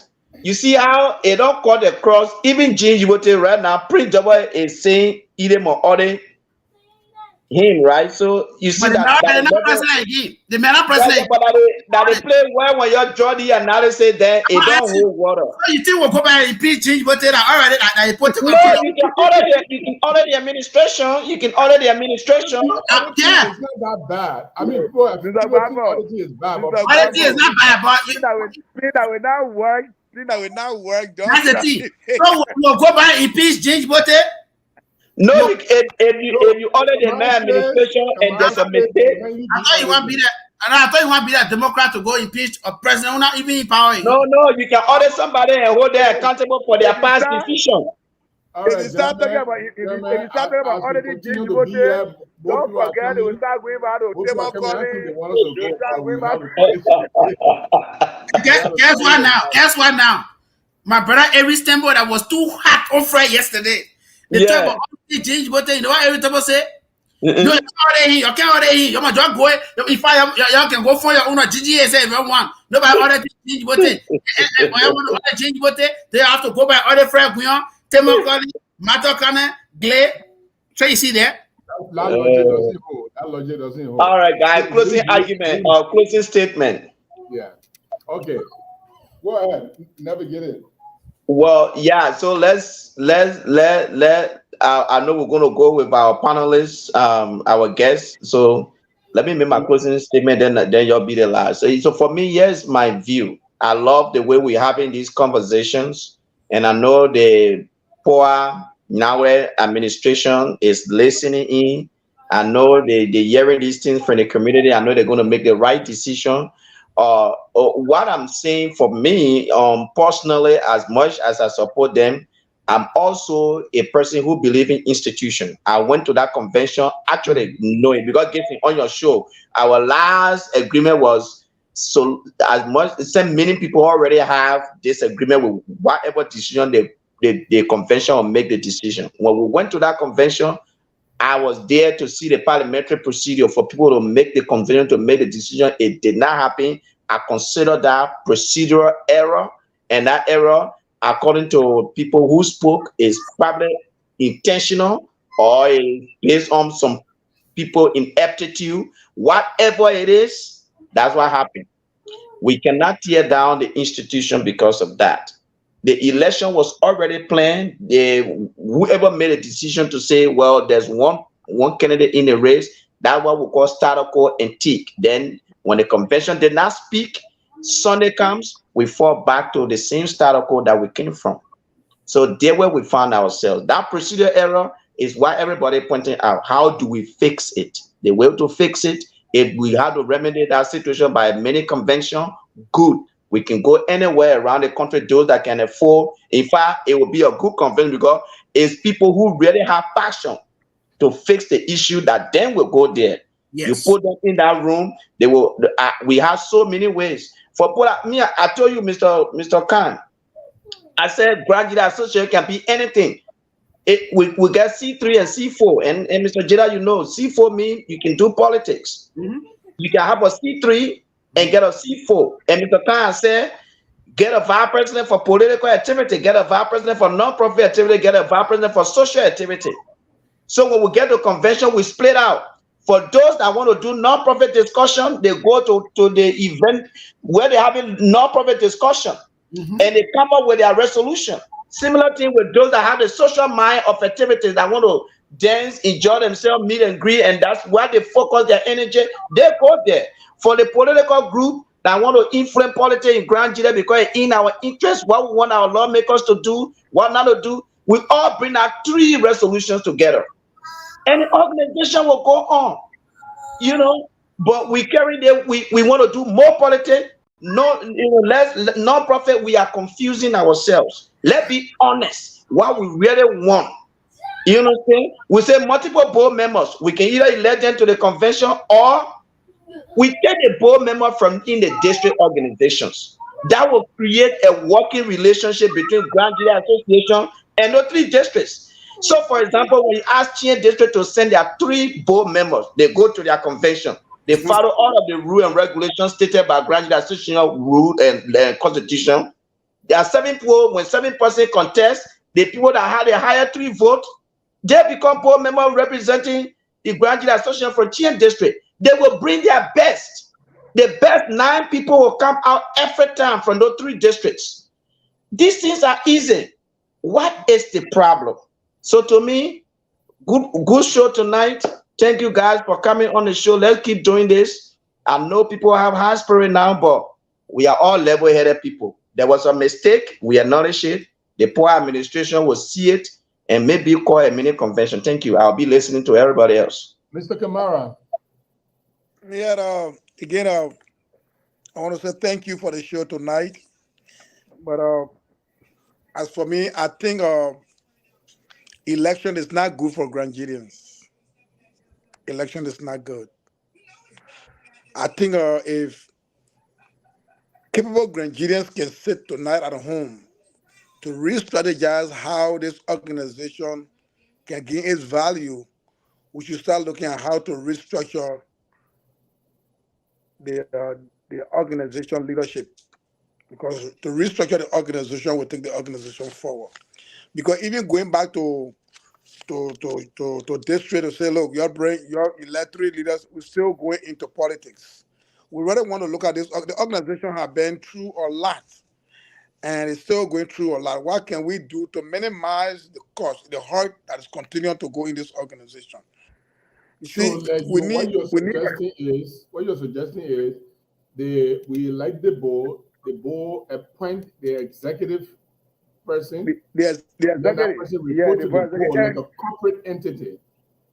Yes, and be able to even change the title from president to executive director, deputy executive director, director of finance, director of development, because the secretary has to be director of development.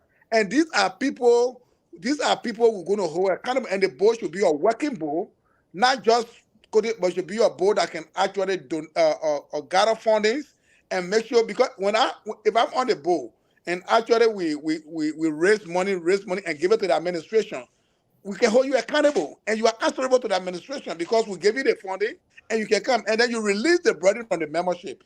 You can't be depending on the people money. At the same time, you want to be the decision maker of their money. The two things don't work that way. So if we have to change the strategy, you see there's a lot of educated Grand Gedeh with expertise that's in this country, if they're only looking at how we're going to restructure the organization, some will fall in line. They're not even going to ask you to see them to show up. But because it just becomes so political and noisy, things are now working, and everybody's seeking their interest, who to be what. So my advice, to my brothers and sisters that are listening tonight is, let's look at GGAA as an umbrella organization. Let us take on our little mind with titles and things where it's taking us. Let's just forget it. Let's get to a place. Let's say, look, what can we do to make the organization to be one of the vibrant organizations again? What can we not? Those days when the people wrote the Constitution, it was in the 70s. Their mentality and us today, there's two different worlds we're living in. Can we make our world better for it to suit our current situation now? They are quoting a Constitution in the 70s that are not even benefiting us today in our current situation. So if we all can come to that agreement and be able to push that to push that agenda forward, this organization will go forward. But as long as we get into election, every year we lose members. Because election don't come easy. It comes with tearing one another apart. It comes with how the person look like. And at the end of the day, if Koya and myself a friend, just because we're not on the same party, we look at one another different. We'll come out, we want peace, and you know that. And the fact that the peace will not work. We're only pretending that we want peace, but we know that it's not going to work until we be able to have a common ground. That's the fact. Because when we're pretending and we leave from here, you're going to go to your camp or go to my camp. We're not still on the same thing. And at the end of the day, we'll meet the brother and say all the good things, and then we come back here and nothing's still working. Then the next 2 years, Ida is there now. The next 2 years, we'll talk about election. Somebody always rise up again. The board will start coming in to be Supreme Court. And these words, this time now you got to change it. There's nothing in not-for-profit called Supreme Court. You know Supreme Court in not-for-profit. It's just a common constitution. You have to be able to interpret to the organization to raise funds, create them. Even we need external board members. A lot of our people in the Grand Gedeh don't know how to raise funds. No. All they depend on is the $50 from the convention. If you ask them before you be qualified on that board, you must raise $250,000. They can't even raise funds. No, they're not able to raise $250,000. If you have a standard board member on that board that know the way or where the money is and we can go after the money, trust me, Grand Gedeh Association will deliver services both in America and back home, and we can be one of the good organizations. Thank and you I very think much. The administration listening, they can support the idea, and we can look at the way forward that we can make the organization one more single, a great organization. Thank you very much. Thank you. Thank you. Mr. Khan? You are muted. You are muted. The CD I'm doing me too, so I know how I feel. The funny thing, I sitting between 5 computers and I have my laptop. I kept using the mouse in my laptop, and I have a mouse and my other computers around, so that's fun. But I think we are saying the same thing, people. We are hoping that people in power will listen to what we're suggesting here tonight. I think there's a need for people to meet now. I think waiting for the next convention will be far from my suggestion. Whether it's a mini convention or whether some kind of way people meet to discuss the way forward will be a good thing. During our time, I spoke with 5 different people. I'll bring you an idea where I thought the concept of people, just every person who want to be president, you get your own little agenda, you get your own platform, and this and that kind of people do a lot of things. You can't undo it, and you do your own thing. I thought it wasn't the way a non-for-profit needed to work. A non-for-profit is supposed to have a short-term and a long-term goal. So even if you leave out coming in power, you pursue those goals and achieve them.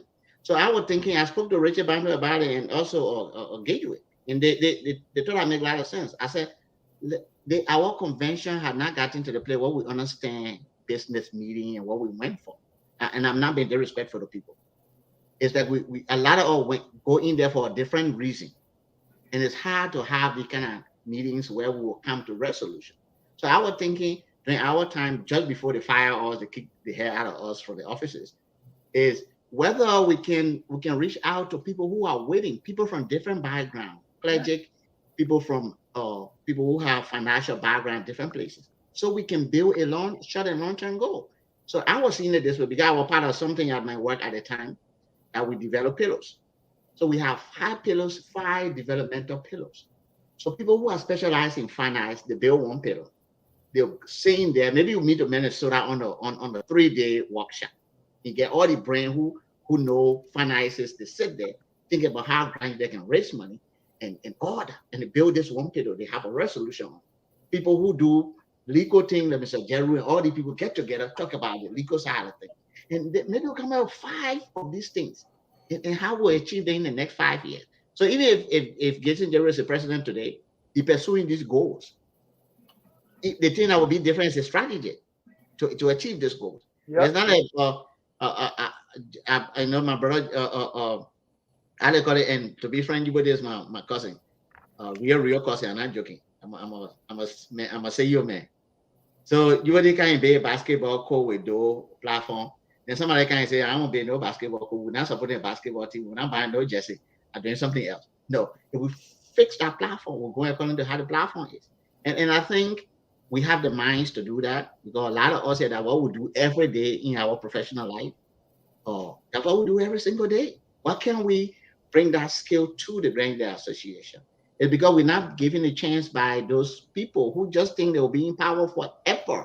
Yep. I got on the board around 2009. When Des Moines, when inaugurated, someone calling Des Moines, when was that? That's when I got on the board. 2011. 2011. That's when I got on the board. That's when Mr. Omika Kala got on our board. He and I got that together. I was a senior member from Arizona. He was my second person. We got on the board. He had not left our board since then. And people were on our board prior to him. People were there to 2006. They are not left. Okay, tell me. Rukala been there forever. Yeah. So they are complacent. Why changes? Sometimes changes bring idea. If you change Mr. Eric Korn to somebody else, it's a fresh. I respect Mr. Korn. He's my political mentor. He brought me into this most of the time. But I disagree with most of the idea now at this stage, because it's not really aligned with the century, unfortunately. So for me, we need fresh start. It will be in the leadership of people who control these organizations to understand that, so we all can get together and build this organization in the right way. Thank you. Thank you. Thank you very much. Sam, you want to close it for us? Mr. Jaidah. Oh, sorry, I pick it over. Any minute that they be better for the Global Science. So I meet them myself too. I'm talking. Yeah, I following footsteps. I following footsteps. Well, for me, I left Des Moines. The same how I left Des Moines way, and I seen how I left from Texas way, 2013 as well. And I was saying that, listen, why we should continue to say, you don't forget it, and the team keep doing it, they keep repeating. Like the way forward, like my vice presidential candidate said, elect a board. But you see, most of our people in the community, when you say if you put education in something, the best. Mm-hmm. But every day they can be celebrating their children graduating from school. Then why, if you know you don't like it, why you send it to school? I'm just saying, for real. You will see, as soon if anybody wants to be president of Grand Gedeh Association, every person should at least have a bachelor degree. Hey, then you kill somebody, man, and they come and curse you. Educated people can be doing. But every summer we celebrate their children graduation. You see it there? That hypocritical thinking we have. We have to have a solid board. Even the board thing, what you say, we should even change district to century board. It will still be the same chaos. So that the conventional elect them. Mm-hmm. Because remember that if you represent certain place here, you say, oh, go ahead and say, I come from Arizona. And then if I, the Arizona president, will not get along, he can record me. You saw the mayor, they call him. You saw Daniel Pine and Bole. You saw Steve Bole, Pennsylvania, how they can record them. Daniel Pine in the section, in meeting, trying to make both thing there. Hey man, you talking here? You are no longer both here. Kaufland recorded man, the man was chairing a board meeting. Kaufland recorded man. They said the man are both chairing. They were texting him, Mr. Pine. Check your message. Mr. Pine, check your message. Check it. They say you're not both chair. The message are confused on the line. Just for you to call Flat to tell for Quackman to say yes. You no longer on the board. If you want, you can go sue me if you like. It finish. You see it? GGA problem, not only when we say board, it's how we put the board together.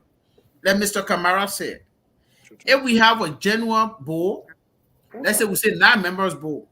To be board member, whether they put them that they want an anti-education, whether they like it or not, have at least bachelor degree.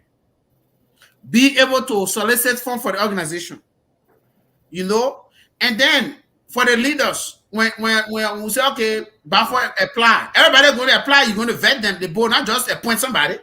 People will apply. When you ready to apply for position, you apply. Everybody going to apply, and they send their applications in and their CV and everything, backed by real thorough vetting. Yep. But after them, the now board members can select one person and form his administration for that certain period of time. Because the thing is this: if the convention elect the board member, nobody can recall and tell the convention. To the convention? You see it there? But if you say change district president, somebody should send David Dian to represent change district. David Dian must not get anywhere. I can recall her. And the power been there in us. You see, if I know I can recall somebody, I can remember here in Arizona when LGA and Omega Ghana, when they get into misunderstanding, LGA can tell you, say, I will recall you, General Omega, I will recall you. You threatening the man? I say you will recall the man. He say, if I want to recall you, I'll recall you. You understand it? So over there, Omega did not go to Grand Gedeh meeting for almost a year and a half. Omega, that's why he went. Yeah, exactly. That's a board chairman. Yeah. So he said, if you do, I'll recall him. Judge will. Yeah, Judge, if you talk to me, I'll recall you down. In that recall. Yeah, yeah. He said, if you do it, I'll recall you. Now, Omega say, Omega say, but you know what you can listen to tell you. If you want to challenge me, if I come and call general meeting to impeach it. So the fact is always there. In Missouri, it's different. In Missouri, that the board chair controls everything. So you will not say nobody will recall Mr. Kuhn. Forget it. Unless he wants to leave. The city in Iowa, no one can recall anybody they are elected. Okay, but no. When I say nobody can recall Mr. Kuhn, it is not the way the same way Pennsylvania looking at Missouri looking. But Mr. Kuhn can put his own administration in place. So yeah, you dare, I beg you, right now as we speak in Missouri, Solomon Talley is not living in Missouri, but he's still Missouri president. Mr. Committee, that's still vice president. Because he has to build that rapport. I'm telling you, he has to build that rapport. Okay, start all over. What is that? But our GGA problem is the problem we have in GGA. All the problem there now you're talking about Bobo. Yes, how the boy even put together the problem we have. I'm saying okay now. When Davis were passed, Solomon became president. Soros Zina was brought in as vice president. Solomon is not living in Missouri, but he's still the president of Missouri because what? He and Mr. Kuhn still get along. When Soros was talking the other time, what did he say at the hall? He said, I'm the vice president. The president not there. The president have not been in Missouri for 2 years now. But he's still president of Missouri. And you know all that. Who me? I'm not in Missouri. I moved from Missouri. Arizona. I mean Arizona. When I was in Missouri, I was torn in their flesh there. They know me. They know that. Right, but see, that's how we put all the things together. So if we want a genuine organization, we should have election for board.